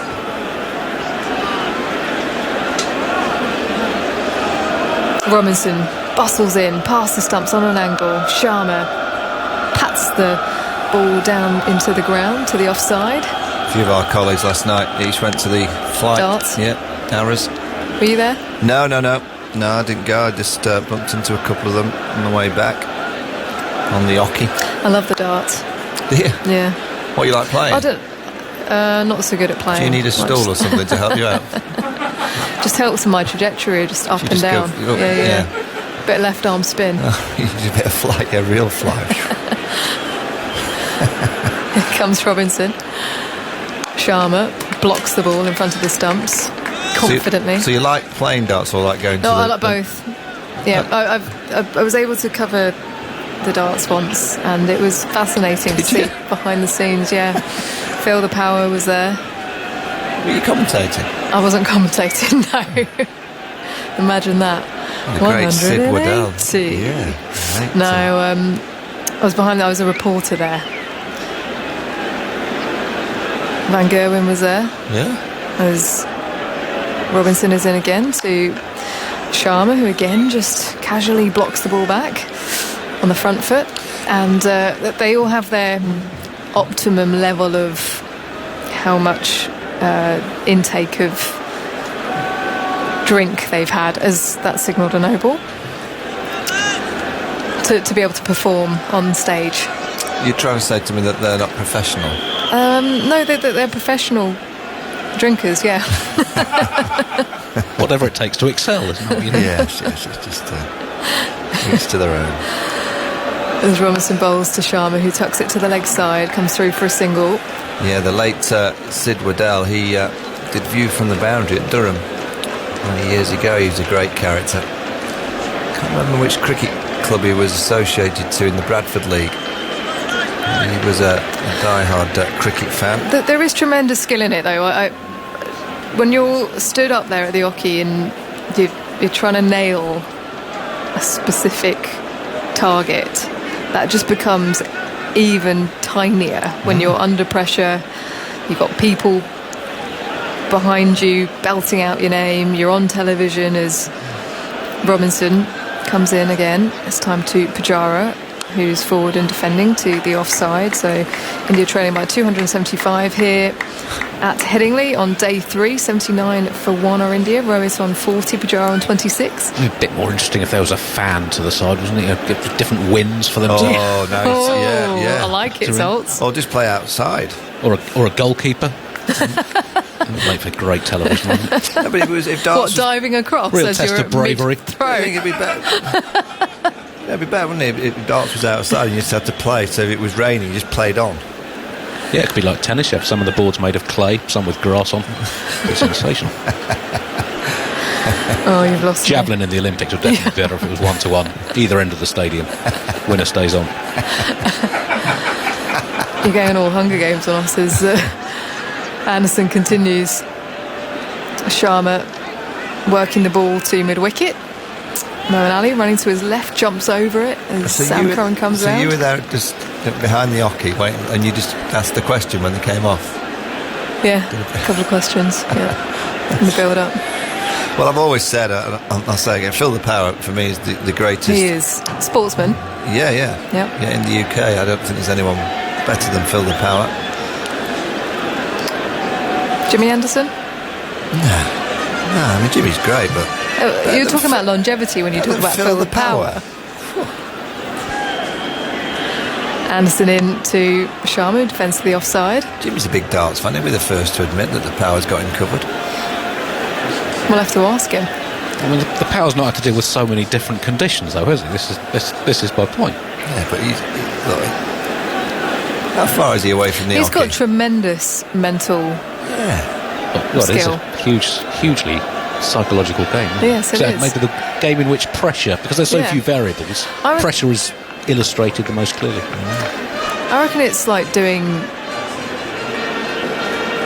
as Anderson is into Sharma, who defends, I reckon it's like gymnastics with the beam.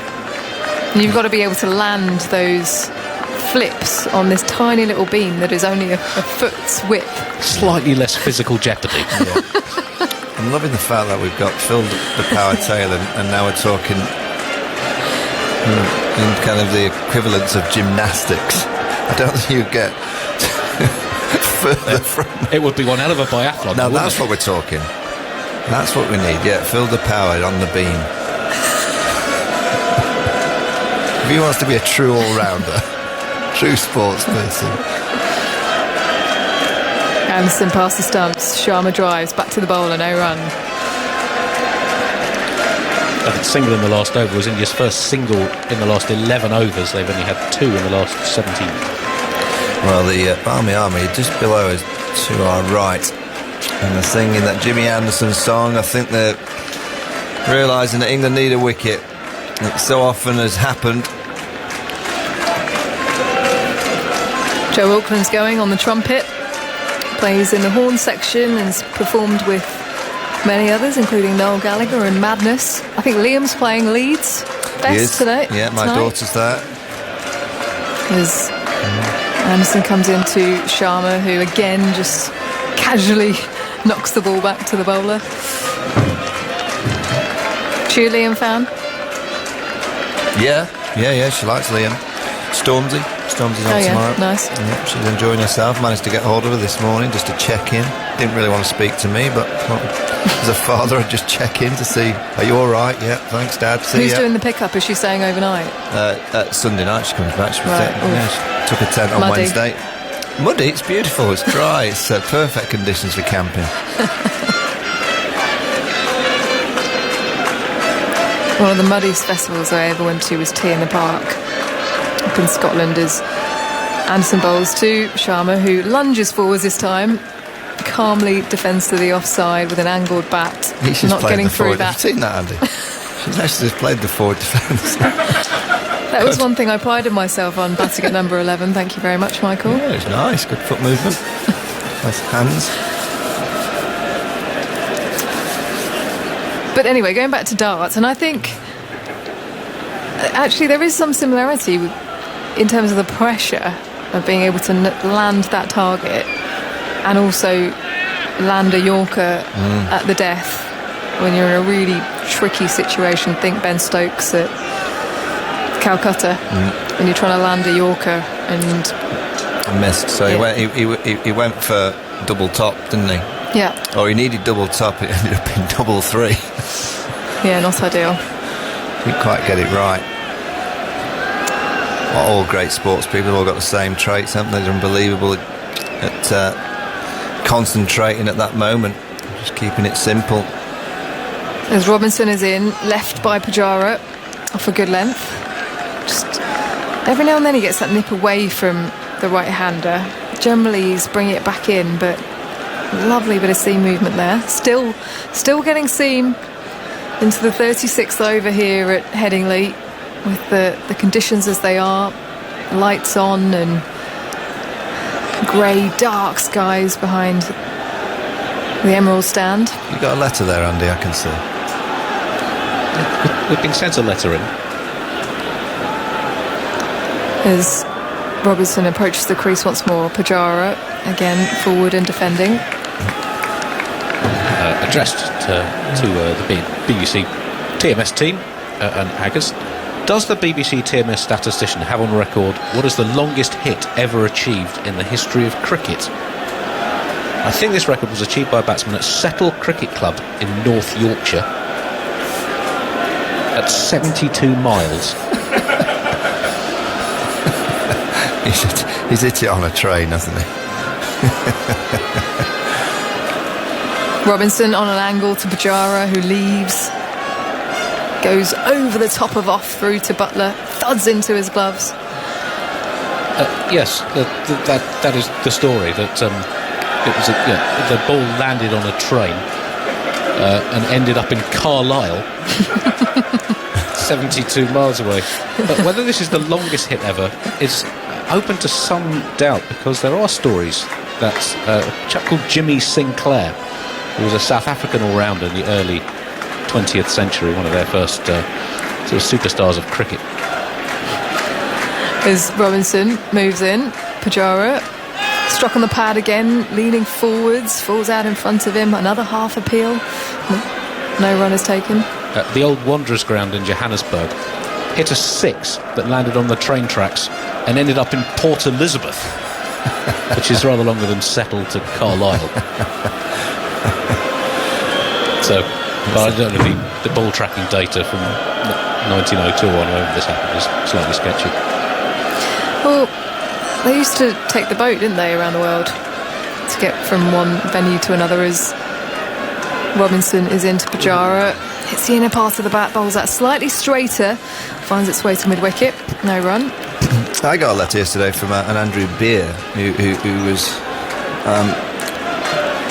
not over complimentary about the 100, and he said that he'd gone to a Warwickshire versus Worcester second 11 game last week, and he put in red there were 84 spectators, no fireworks, no noise, no chance of me being hit by a ball. It was marvellous. Good for him. He enjoyed it. Cricket's a game for everyone. As Robinson bowls, a bit of shape on that occasion away from Pujara, who aptly leaves through to the keeper. End of the over then, 79 for 1. 36 overs have been bowled in this innings, trailing by 275. Rohit Sharma on 40, Pujara on 26. A few words from you, Andy. And then in will come Jonathan Agnew. Still one, this chap Jimmy Sinclair, who allegedly hit this several 100-mile-long shot from Johannesburg to Port Elizabeth. He was a rather extraordinary cricketer in the early days of Test cricket. Scored a 70-ball century against Australia at Cape Town in November 1902, in a series in which the run rate over 3 Tests was 4.1 per over. And it remains, from 1902, the second fastest scoring Test series of 3 or more Tests. Only India-Pakistan in 2006 has been faster. Is that right? Now Anderson still looking for this breakthrough, bowls, and Sharma pats this one away, runs into the gully, and there's no run. So 275 runs then between these two teams, but just the 1 wicket to show for the 36.1 overs that England have bowled so far. But a lot of playing and missing. Ball's moved around, but the edge not found, or at least only once. That was a brilliant catch by Bairstow. So 79 for 1. Sharma's on 40. Anderson runs up the hill and bowls to him. He squares up and just plays from the crease. And Anderson picks it up and runs his hand through his hair and sets off into the distance again. Good time for Moeen, Michael? Yeah, bit of Moeen, bit of off spin. I guess the only concern, and Joe may be thinking of 2 right-handers, not a great deal of rough for Moeen to aim into. And I know they feel that Pujara in particular is a decent player of spin, so they might use a bit of Sam Curran first. Anderson bowls. Oh, that's a loose shot from Sharma. Oh, that did everything but find the edge of the bat. And the slips there, the reaction from them, holding heads in their hands, are doubled up. Butler had his gloves raised. Played pretty well outside that off stump, but that really was a loose shot. If he got out to that, having batted so long for his 40, he'd have been furious if his feet didn't move at all.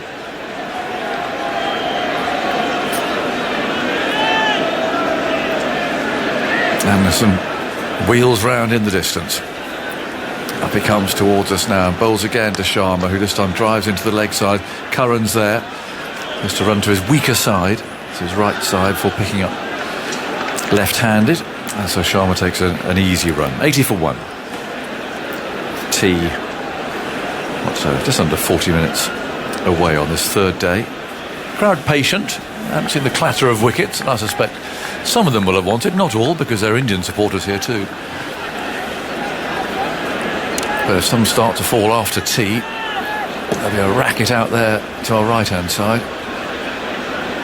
Anderson bowls, Pujara's forward, very watchful. Curran fields at mid-on. Cloud a little higher now than it was. Lighter over the city of Leeds. Still was cranes there, most of them pointing at 45 degrees. Not much movement on them though. I haven't actually taken a photograph to see if any of them have moved over the last 3 days, but don't seem to have done.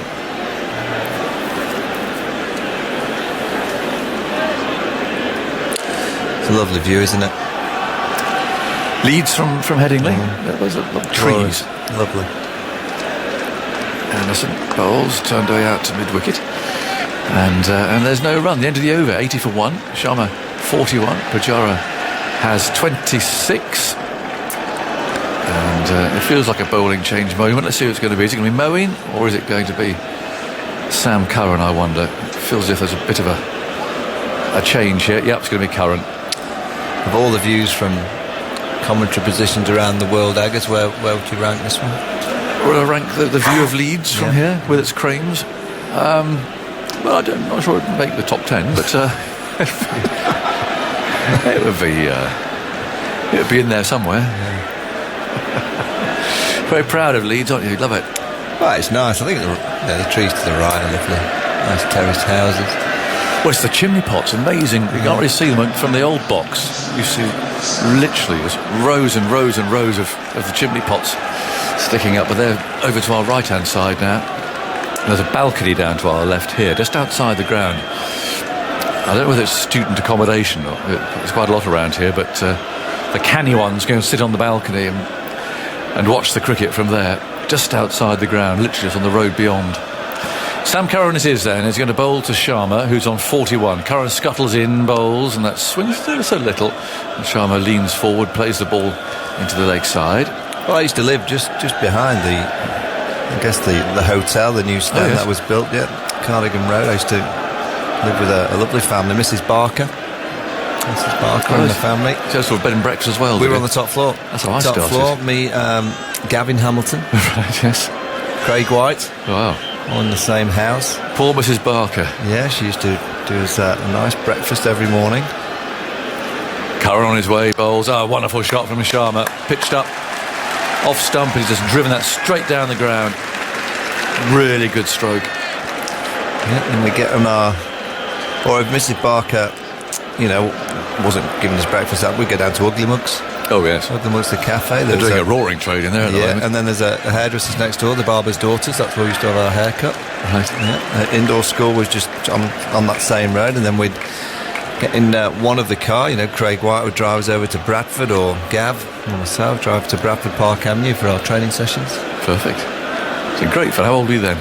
16, 17, 18, around that time. Living the dream. Here's Curran. Full again. He's driven through extra cover this time. That'll be another 4. It's too full from Curran. He's trying to get the ball to swing. I understand that, but it was Rohit's set now. He's moved now to 49. Yeah, it was a great time. That's a glorious shot, isn't it? 2 shots from Rohit Sharma. Pretty much near on perfection, down the ground and then through extra cover. Yeah, it was great time on the academy or in the seconds. Monday night was always the original Oak karaoke night up in Headingley.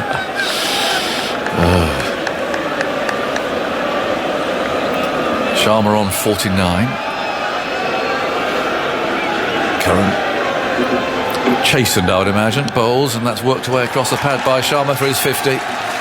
Moeen comes up from the boundary to field, and again it's a really hard-worked half-century for Rohit Sharma. 125 balls. Ravi Shastri, the coach, is applauding there, and he's battled away. There's that incident of LBW or not. Well, the clock timed Joe Root out there, so we'll never really know. There was a little spike on that replay, so we can't definitely say that it was going to be out LBW, but it would certainly have gone on to hit the stumps. Well, just on his record on the television downstairs, his average in India in Test cricket is 80 or 79.8, and away from India is 29.8, a 50-run difference in terms of average. He's never got 100 away from India. Is this his time? I mean, he got close at Lords. Can he double it up?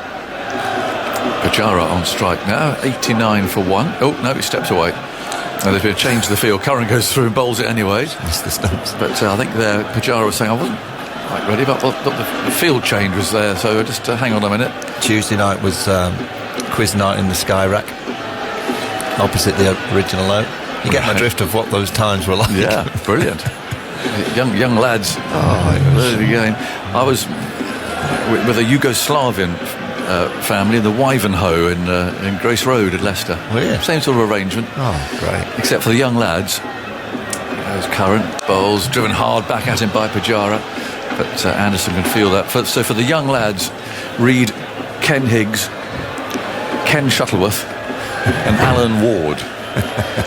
They were my roommates. And the B&B, Raddy he was, if we ran it, would come in. And Mr. Higgs, because he was vice captain at the time, and very important therefore, he had his own table. So the rest of us, the three of us, sat on another table like naughty boys. And Ken had he had his tablecloth laid out.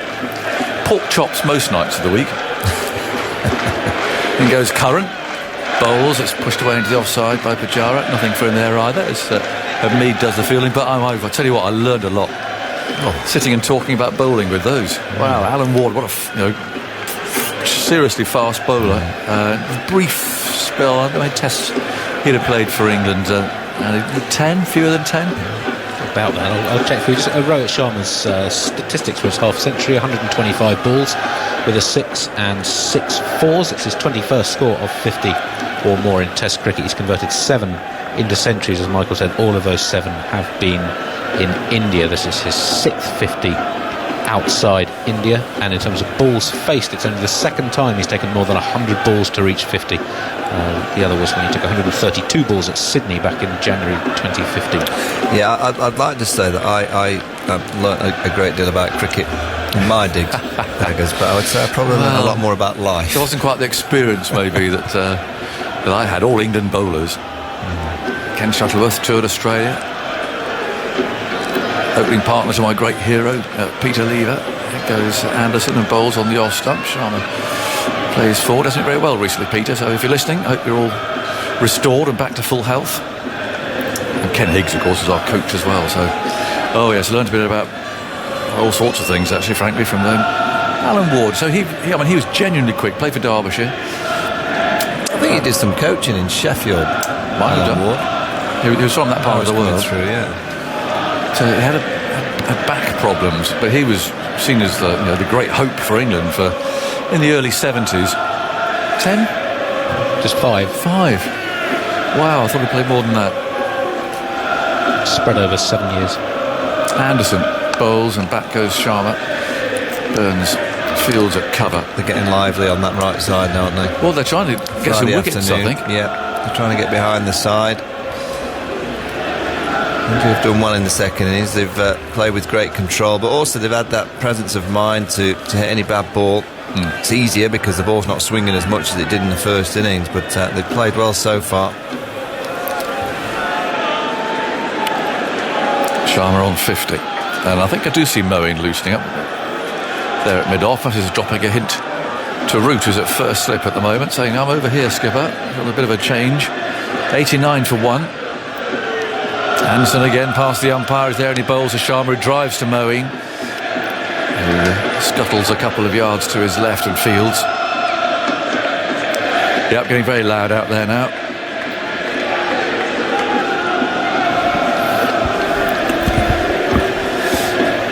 At this stage of India's first innings, there was 73 for 9. Well, it's been a bit different, and actually, thank goodness, we expected it and hoped there'd be some resistance here. It's a long, long way to go. Still 265 behind, and they do have that long tail, of course, but they're really digging in and making England fight hard. Work for every wicket. There's a man out of deep square leg now. We haven't seen many bounces at Sharma. And Anderson comes in and bowls on a length. And he's forward and just delicately runs that away into the offside for Hamid to field. Alistair Cook's back. This cricket has been of the highest standard, hasn't it? Yeah. It's been absolutely fantastic. So I haven't heard what you've just been talking about. I've been doing the TV highlights. So if I'm repeating myself, I'm sorry. Repeating No, we the were conversation. talking about Raddy the Yugoslav and Alan Ward. I know. So no, you weren't. And the original Oak Pub in Headingley. Well, also, there used to be a lovely comedy night. Did a few times. Oh, is there? Oh, okay. Then comes Anderson, bowls, and that's pushed away off the front foot by Sharma again. Good defensive stroke. Well, I think England couldn't have done any more. They bowled absolutely brilliantly. Can't for one thought. Could they bowl a foot fuller? Well, I reckon there's enough balls in that area to have caused issues. You know, you can't just keep bowling. No, but they've beaten the bat a lot. Yeah, but they've beaten the bat from short of a length. Is that being a bit too picky? Well, I mean, possibly. I think the problem is you can't just bowl everything full because the batsmen get adjusted to it. So you know that first innings up, driven to mid-on. The first innings set up from Jimmy of Rohit, of KL Rahul was like 4 back of length, and that one fuller one encouraged the drive. And then he obviously nicked it, but I just thought Ollie Robinson was all over Rohit. He bowled beautifully. In, out, wobble seam. Jimmy probably didn't quite bowl as well as he'd like those first 2 or 3 overs down the hill. Apart from that, it's just been, the standard of the cricket's been fantastic, because India have batted brilliantly in these conditions. They could have easily lost 4 wickets, 4 or 5 wickets, and they left the ball well. They've put every bad ball away pretty much. And a bit of rhythm from Pujara. His batting's come back, isn't it? It's amazing how just 30 balls, suddenly his movements are more decisive. He's in better positions to defend. And you would like to see the back of him. In goes Curran, bowls to Pujara, who plays off the front foot, slightly across the pad, out to mid-wicket. And there's no run. Andy. Just to wrap up the discussion of the longest hit ever, the letter suggesting it was settled to Carlisle at 72 miles came from Winifred Manley in Mexborough. So thanks very much for that. Winifred, I've been a Radio 4 listener since childhood. Look forward to your team's ball-by-ball coverage of this wonderful game. May it continue for many years. Oh, well done, Winifred. 89 for 1. Curran bowls full, swinging, clipped away through mid-wicket, and he's got a lot of his runs through the leg side. Pujara, as if they've deliberately bowled very straight at him. He's picked up a couple. Moves to 28 now, and India to 91 for 1. Well, noise over there. That's all about maybe a steward moving in. I don't think it'll be too long before we see Moeen. No, I thought he might have come on actually before Curran, if I'm honest. I know it'd be probably in the conditions where we feel you have to give Curran a go, but I think I might have had a complete change of... Might be on the moment. In goes Curran again. Bowls, dabbed away. Very soft hands by Pujara into the offside. Curran is one of those cricketers, though, isn't he? He can look quite innocuous for a little bit, and then out of nowhere suddenly gets the breakthrough. There's 2 very quick wickets and change the game ahead. So whether that's just a batsman thinking, I've got through Anderson, Robinson and Overton, I'll relax against Curran. He's got a bit of nip, hasn't he? The ball skids through. He's a game player, isn't he? He plays, he loves the contest, loves the battle. Wearing 58, he wheels round below us. All that very artificially blonde hair, runs in, bowls a bouncer this time. And Pujara ducks underneath it. It's starting to fade a bit. I think we're getting he's blonde anyway, isn't he? Do you think, how old is he now? 23, 22? Yeah. I think in 10 years' time, when he's still playing, and the fashion certainly isn't to have big blonde hair, we're going to show the footage of him playing this game, and he's just going to regret looking like that. Might do. I mean, the Kohli wicket at Lord's, you'll see that for a few years to come. We'll look at some of Jimmy's haircuts along. Well, there's Curran again, swinging in. Oh, it's a lovely wristy stroke from Pujara. It's another 4 through mid-wicket. It was very full, but it rather swung onto the bat. Very well played. 95 for 1. He's gone very full, hasn't he, in these couple of overs? Yeah. Rohit, a couple of drives, and Pujara's clipped him away. He almost fell over that, didn't he? His head was going a little bit offside, but those wrists got him out of trouble. He timed it beautifully. He's got away with those couple early on, didn't there? A couple of boundaries through mid-wicket off Anderson, actually. Bowling in-swingers at him. Bowled a little bit too straight. Curran again bowls. He drives out through mid-off's left hand now. They'll get 1. Sprawling save from Robinson. It's been a real change of mentality for him, isn't it? Whether he felt he was in last chance saloon, what's going on there? Moeen's coming on, I think. That's the excitement there. He's taking his cap off, revealing his shaven head, and he's coming on to bowl. So that's what that's all about from the West Stand. He's been fielding just at fine leg, just right in front of them, isn't he? So he's obviously been talking to them. Great reaction from a very popular cricketer. Yeah, absolutely. Got a smile on his face, and it felt like it's the right time just to have a look. There's still 22 minutes to go until tea, so it's not as though he's coming on just to bowl 1 over and then the good old captain's thing. Yeah, one the spinner, 1 over before lunch. You weren't guilty of that ever, were you? It's on level 1, isn't it, of your the captain's manual? That coming is up towards lunch, have an over. Well, he's going to bowl from the far end. There's a bit of a delay here. I'll go. Allison's, I think, coming off the next over. He did bowl those random 2 overs. Yes. Which was very strange, wasn't it? They did look odd under the circumstances. Yeah, 70-odd all out, the spinner bowled 2 overs. And like first change, wasn't it? Yeah, it was strange. He replaced Jimmy after his brilliant 8-over spell. Well, this route is trying to prove us all wrong, you see. I'm not a formulaic captain. Well, he's standing at slip. It was a short leg. The man sort of 3/4 of the way back at mid-wicket, therefore sort of a mistimed hit into the deep. So there is some space over his head. But Pujara's having a look, then he very deliberately grips the bat handle.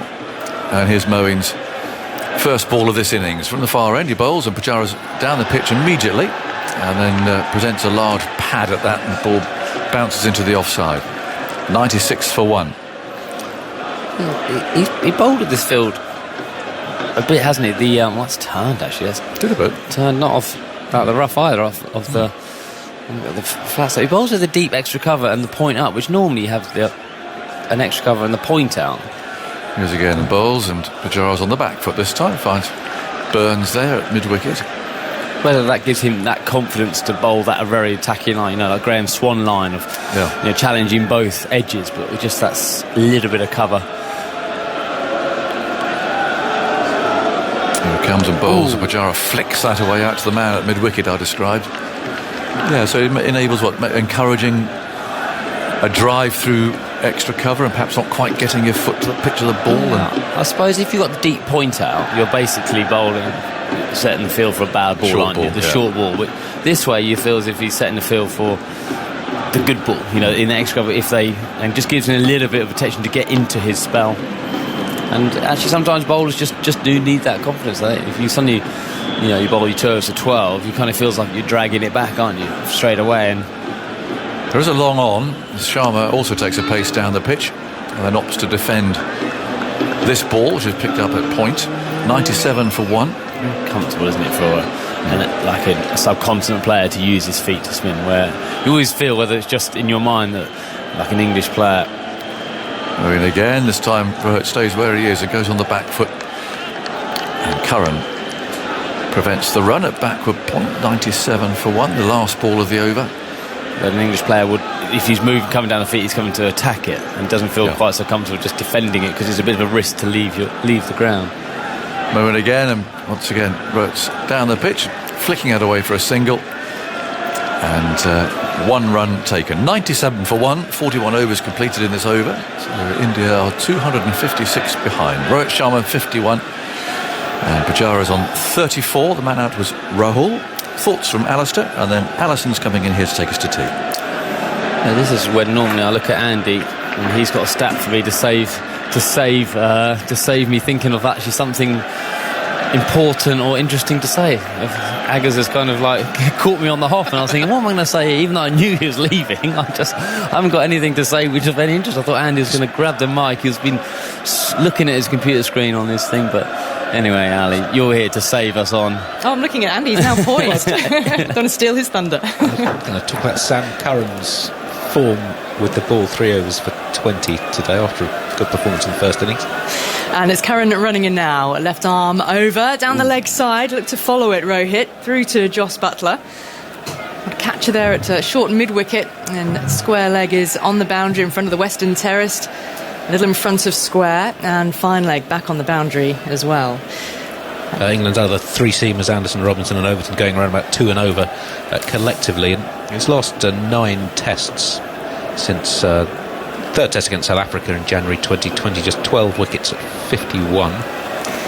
Curran in once more. Bleach blonde hair, fuller, and this is clipped off the toes by Rohit along the ground, brings Moeen off the boundary at long leg. And the throw comes back into the keeper, and Rohit's down the other end for a single. 99 for 1. Yeah, he hasn't quite got it right in this spell either, but actually I thought in the first innings he bowled beautifully. He had Rahane in all sorts of trouble. He did look a little bit short rhythm at Lords, and I thought, he just kind of got back in bowling with the red ball, and it is very different bowling a test match to it is in the shorter formats, and certainly with the control in the red ball, swinging, nipping, and a different mentality. But actually he hasn't quite got it right here either. Well, Joe Root just had a conversation with Curran, jogging all the way down from his position at slip, and a change in the field by posting a second catcher in the mid-wicket region. So I've got 2 close into the bat on the onside, and Curran is bowling over the wicket with the away swing to the right-hander. So if the ball is clipped in the air in that region, there are 2 catchers waiting. He goes midland leg again, and that gets Pujara in a little bit of a tangle because then he's favouring working out to the onside. The ball comes off the pads and into the ground, and Hamid is there to pick up. Do you like this as a ploy, Alistair? Is it an improvement? Well, he's trying to give, I think, a little bit of protection for Curran to bowl that ball, the in-swinger, to attack the stumps and the front pad without getting clipped. Obviously, Pujara very wristy, very strong there, so a little bit more protection, trying to be able to bowl the dots. I think what he's going to do, he's going to continue to do that one, and then the odd one across him. As you said, the 2 slips in place. He's bowling very full, so he is going to encourage it. He just wants to try and build a bit of pressure, a few dots. Curran in. Forward comes Pujara to defend. Hamid just moved behind square for that delivery, so 1 catcher now in front of square at mid-wicket, short mid-wicket. So that another swing in is going to swing in, then the odd one across, and that's in one sense his harder ball to face because he's very hard to pick up. He's got quite quick arms, so it's not much difference in his action to get the ball across. It's a very good wrist position to allow him to do it, so it's not easy to pick up. But I quite like this. Challenge the in-swing, and then that might, because Pujara's playing all the time, he might then play the other one which goes across him. Curran then bundles into Pujara. It comes off the inside edge of the bat into the ground and behind square to Hamid. And he's still to middle and leg at the moment. A white balloon has made its way onto the outfield, and it's been caught by Bairstow. That taking it back now beyond the boundary at the far end of the ground. He's going to have to hand that to someone. He can't just deposit it, because I think it's going to blow back onto the field of play. He's got rid of it. Safe hands, Bairstow. Could cricketers not pop balloons anymore? I've got studs. Quick stud on the balloon. I think you're right that it's quite a big balloon. You go and stand on it, you don't quite get it right, and before you know it, you're some Twitter. It's going around Twitter as you're falling over. Curran in, just back of a length that time, and angled in the gap between slip and Burns, and it's Burns who's after it. Pujara is able to come back for the second. The throw comes back in to the gloves of Butler. So the 100 is up for India. And there's some warm applause from the Indian contingent around Headingley for that landmark, because it didn't even happen in the first innings. So 101 for 1. And this innings has now lasted longer than the first innings, which was over in the 41st over. 42 now, it's just gone. But India is still 253 behind. That's the significant figure. And England are looking for 9 more wickets. They found them pretty hard to come by today. It's a long, patient game at the moment. KL Rahul was out for just 8, 54 balls. He did last for. And then a brilliant catch, one-handed by Bairstow off Craig Overton. 34 for 1, that was in the 19th over of the innings. But Rohit Sharma has really dug in, and Pujara came out, was able to score positively at the start of his innings. He's 36 off 64 now, and a half-century for Rohit Sharma. And England are really, they've bowled well. There's been some unplayable deliveries, hasn't there, Alistair? And not least the LBW shout. Rohit Sharma should have been out on 39, but Joe Root didn't get his review in time after it was given not out on field. I've really enjoyed the session. I think it's been... Moeen into Rohit, and he's forward looking for a single into the offside, but thinks better of it. It's fielded by Bairstow. Yeah, it's been cricket of the highest quality. 2 good sides now going at each other. Rohit and Pujara are very world-class players, going back into some form. Pujara, Rohit's been steady away. Slip and short leg for Moeen. He's in and off the back foot. Worked up to mid-off. Anderson is there. Fields and no run. Floodlights been on most of the day here. Gloomy at Headingley. Bit of rain earlier. Just some light spots, really. Moeen in forward, a leading edge from Sharma. And Anderson again moving forward from mid-off to field. Just making things happen here. The first ball over, Rohit actually looked for a really big shot. I think it was aiming over mid-wicket. He wasn't quite in the slot, so he got out of it with this little jabbed defensive, and he's run down there. I think he's itching to go after Mo. He sees this as a chance to score a couple of runs, and that brings Moeen right into the game. Fielder at mid-on, back on the boundary, deep mid-wicket as well. Moeen is in there, goes back. Tickled behind square, that comes straight off the pad. Was there a bit of bat there? It's picked up in the end by Curran from backwards square, and no run added. It's turned sharply, hasn't it? It's turned big. Very dry surface, apparently. I haven't really seen it, so... Moeen over the wicket, forward, defensive, but it's off the outside edge, runs well wide of slip. Out into the deep, and Bairstow chases back, picks up. The single is taken, and Sharma is on to 53, 102 for one. Yeah, it's turned big, and this is the reason why Kohli batted first. You know, we're now halfway through day 3. And he batted first because he thought this was going to be a very dry wicket, days 4, 5 and spin, and it's taken us to spin a lot on day 3. Moeen find a way through with 10 minutes to go until tea. Up to the wicket now and bowling, and Pujara is playing very straight bat and a high front elbow back up the pitch, no run. But if you intend to bowl fourth, why then leave out your best spinner?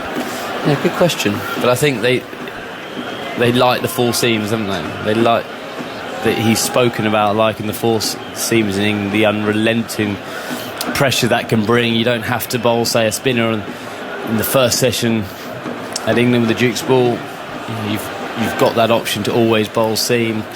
So that's the reason why he's been left out. There's no doubt about it that they feel as if Jadeja could do that job, and it feels like that their seamers would get the wickets. But it's a very good question. I think England would have been happy to see our Ashwin not playing. Keeping a winning bowling attack together, I guess, from the last Test match, although Ishant Sharma looked really out of sorts in this match. Yeah, but I'm not sure Jadeja's record in England is anything to write home about, is it? 252 behind India as Curran is in now to Rohit forward, but walking off the outside edge of the bat into the ground and out to Rory Burns. The left arm around the wicket into the right-handed Rohit. Jadeja in England has 19 wickets. This is his 9th Test here. Averages 47. Yeah. He does have quite a good record outside India in the last 5 or 6 years. Him and Ashwin have been the most productive spinners outside Asia from any team since 2016. Yeah, will we see Ashwin later in the series? Curran rushing in again, honing in on middle stump. It's turned to short mid-wicket. Overton is there to field. Rohit wanders away, does a little prodding at the crease. I've got something next weekend. I'm now obviously leaving after today. Is this the first our listeners have heard of this? That you're a part-timer on the team? No, I think that's been brought up about every hour by everyone. Actually, I think this could be the last game I cover this summer. I think I'm back with the last 4 games. I've actually got a stag do.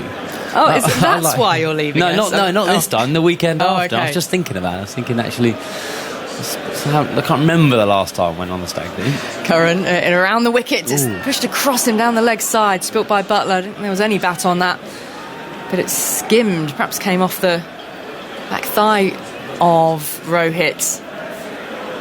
He pushed across the right-hander. Yep, skimmed the back of the trousers, but certainly spilt by Butler. Where is your stag do? Oh, I can't give that information away. Region of the country? Is it abroad? Certainly not abroad. I don't think. No, Rex, who's getting married, a good friend of ours, he doesn't know, so we're going to have to keep it quiet. Proper secret. Curran in, Fuller forward comes Rohit, defending up to mid-on, where Anderson stoops to pick up and no run. So your reason for leaving us this weekend, I'm presuming, is cricket related. Yeah, cricket related this weekend. And I was thinking, next weekend I've actually got a good weekend. Game of cricket at Glamorgan. Trying, after they beat us in the semi-final of the Royal London, back to the 4-day game, so hopefully we can a little bit of revenge on them. And then I was thinking, the day after that I've got a stag weekend to go on. Sounds like a good lineup to me. Rohit facing up to Curran, outside edge again, looking to play it forward and possibly even towards the onside. Burns is there to field. And perhaps hasn't looked quite as comfortable in this over all of a sudden, Rohit. He's bowled his change of angle. He's a very good bowler around the wicket. In general, he does a lot in the one-day game, doesn't he, coming around the wicket. And he's trying to take the ball away from Rohit. And obviously that one down the leg side was the in-swing, so he's going to majority trying to take the ball away. He's not doing a huge amount, he's doing just enough to keep Sam interested. the end of his mark, crowd getting a little livelier towards the tea break. Around the wicket he goes again. Fuller, he's just punched really back down the pitch. Evades Curran as he tried to field in his follow-through but picked up at mid-off. End of the over, and India are trailing still by 252, 102 for 1, with Rohit having reached a second half century for the series, following on his 80 odd at Lords. He's 53 not out, and Pujara alongside him at 36. Pujara does look like he's bedding in. Yeah, he's got a bit of rhythm back to his batting, isn't he? Which I do believe England probably made a little bit of a mistake by attacking his pads early on. He's got out in this series mainly by nicking on that fourth, fifth stump line, dragging him into play there. So I was a little bit surprised by that, and it's just giving him a bit of confidence. But England just got to hang in there. Very quickly, 100 for 1 can turn into 120 for 4, and it's totally different. The game is then totally different. There's always going to be some resilience for this Indian side. That fantastic batting lineup. Moeen is in, and it's been played. Pujara out towards Bairstow, fielding there at points, but he certainly moved his feet quite quickly as if to try and advance on Moeen initially. Yeah, and you know, like your bowl side out for 78, they're going to be even more keen not to let that happen again. They're going to show some resilience. Slip and leg slip. Pujara out of his crease to work this into the onside. Little flick of the wrists, but finds Burns, and there's no run. There's a fielding side. You just think, right, they try and create one mistake from him. Could be a run out, could be anything. Just got to keep hanging in there, keep doing the basics well. Going forward, like Pujara comes in and was out of his ground once more. I mean, with Buttler standing up, and he is looking to come out of his ground almost every delivery at the moment. It's interesting. Moeen's just asked, did he play a shot at that? Because he's run down with an intent to play, but his bat would be tucked well behind that bat and just kicked it away. And it's an interesting question to ask. Moeen in again, quicker this time, firing it in Fuller, but it's been drilled out along the ground, out through extra cover. Be saved inside the rope. Malan picks up, Pujara comes back for the second. And Buttler moves forward to gather that from the deep. And really real change of pace from Moeen. Firing in full. Pujara settles for the last couple of balls of this over. Another one in before tea, and Moeen is over the wicket. He's going back and he's playing this out squarer through forward point. Malan again on that cover boundary, stoops to pick up, and Pujara's picked up a single. 105 for 1, 249 behind. As it's the last ball of the 45th over of India's innings. Looking to fight back and try and keep themselves in the game. Last as long as possible. Maybe hope there's some rain at some stage as well, which would help their cause. Rohit this time, more forceful shots out through the covers. There's a big gap there out to the deep where Malan's fielding. Picks up another single. 106 for 1 at the end of the over. India 248 behind. Rohit may be enjoying this bowling partnership. In his Test career, he averages 74 against right-arm spin. And against left-arm pace, 353 runs from 604 balls for 2 dismissals, averaging 176 against left-arm seam. Well, there's an end to favour, isn't there? Yeah. Who are the left-arm seamers? No, look, he's a world-class player. You just wonder, when do those negative thoughts start creeping into England's side? Just, what happened at Lords when they had a winning position? I know this is, as a captain and as a player, because it's such a long game, and they've built this nice partnership. Well, they're now taking their time, aren't they? Rohit and everyone's ready, and they're trying to make this the last over. Sorry, I was off. When do those negative thoughts just creep in a little bit? That little bit of panic. But England are so far ahead. It's. But yeah, it'd be interesting. Another 100 runs, and they're still only fractionally ahead. But Curran around the wicket, and it's been pulled around the corner. This will be 4, in fact. It's well in front of Moeen at fine leg. And didn't even lift that much for Rohit. He swung around and helped the ball away, picking up a boundary and taking India to 110 for 1. Just off the hip. Yeah, such control over it. I know he's got out a lot in this series playing the short ball, but if you kind of had to say anyone in world cricket at the moment playing the short ball, you'd row it in there, wouldn't you, in terms of how many runs he scored from him. That's just an example of it. That very comfortable playing that pull shot. And lands at deep mid-wicket. Curran is in again, full of that time. It's along the ground, and brings Malan from the boundary. The throw comes back in, single taken. 1-1-1 for 1, all the ones. Feet up. 243 behind. Yep. Actually, no, Start hopping. Keep my feet down because I want a wicket. Oh, let's get started on superstitions again. Were you here when Michael Vaughan was saluting magpies earlier? No. Was that what you meant to do? That's what Michael Vaughan does. Okay. No, it's quite a few people salute the magpie, ask the magpie how he or she is. And that's also part of it. Really? Yep. Okay. The magpie just has disappeared though. Magpie's not come back. Okay. It's not normally what I do to a magpie. So. 4 balls left in this over from Curran. In he goes around the wicket, and it's defence from Pujara, getting well forward over the ball, and Curran sticks out his boot and saves it. Philip Brown is in the back of the commentary box, photographer extraordinaire. He's going to be joining us at tea, because he has a brand new book out, which you feature in, Alistair, as well, hasten to add. Yeah, you've got some nice photographs in there. Very young looking Alistair Cook in 2006. Your tour, well, it wasn't quite your first tour, but it was where you made your debut, wasn't it, in India? I didn't know this guy could take any photos. He always seems to be around a camera. He just seems to be... He salutes me in a very different way to everyone else. Philip Brown is always seen in an international match. He's around the boundary. You might have spotted him wearing a rather loud shirt more often than not. And I'm very disappointed in what he's wearing, mop of hair. For his big... Is this his radio debut? I'm not sure. Has he been on it? No, of course he's been. He's a big gun, isn't he? He's got a very boring shirt on, just a plain yellow T-shirt. Joe Root has added a third slip now, so we've got Hamid short mid-wicket and Curran in, but he's straying onto the pads again, and Pujara is able to clip this down to fine leg where Moeen fields, because Curran's gone back to his over-the-wicket angle. That's 112 for 1. Now one's got to come where he pushes it across with 3 slips in place. Joe Root just trying a few different things in the lead up to tea. Just done a bit of Nelson research. Oh, yes. In the entire history of Test cricket, England have lost 51 wickets with a score of 111. They've also lost 51 with a score of 110. 112? 49 with a score of 112. So I don't think there's a lot in it. No anomalies there then. In goes Curran. Over the wicket again to Rohit, who defends solidly and forward. These two just looking to get safely up to tea now. They lost KL Rahul on the stroke of lunch. Now Sam Curran's got one more ball here to try and emulate that and pick up another wicket on the stroke of tea, but these two have really played well together. What's the partnership worth, Andy, at this stage?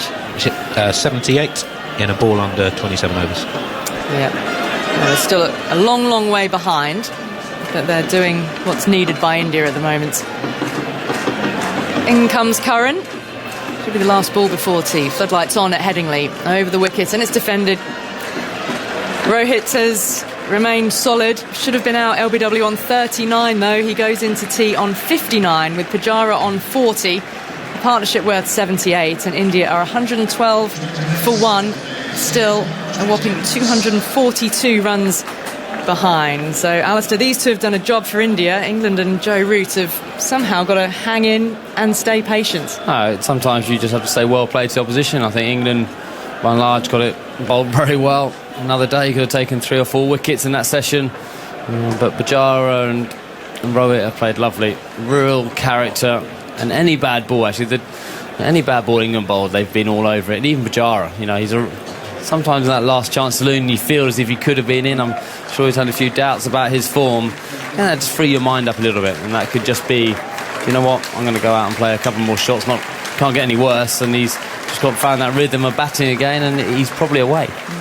Thank you, Alistair. We'll see you after the tea interval as England are applauded off the field here. Earlier, they added 9 to their overnight score at the start of the day. They were all out for 432. A lead of 354. Those last 2 wickets fell inside the first 15 minutes. Shami finishing with 4 for 95, and that meant England were able to set about their task with the ball on a day where it's been really quite cool, but there has been heavy overhanging dark cloud. There was a little bit of rain earlier, but floodlights have been on. Felt like it has been very good conditions to bowl in. But only the 1 wicket so far. KL Rahul caught brilliantly one-handed by Bairstow, the slips off Overton for just 8. That was 34 for 1 at tea. Then India 112 for 1, 242 behind.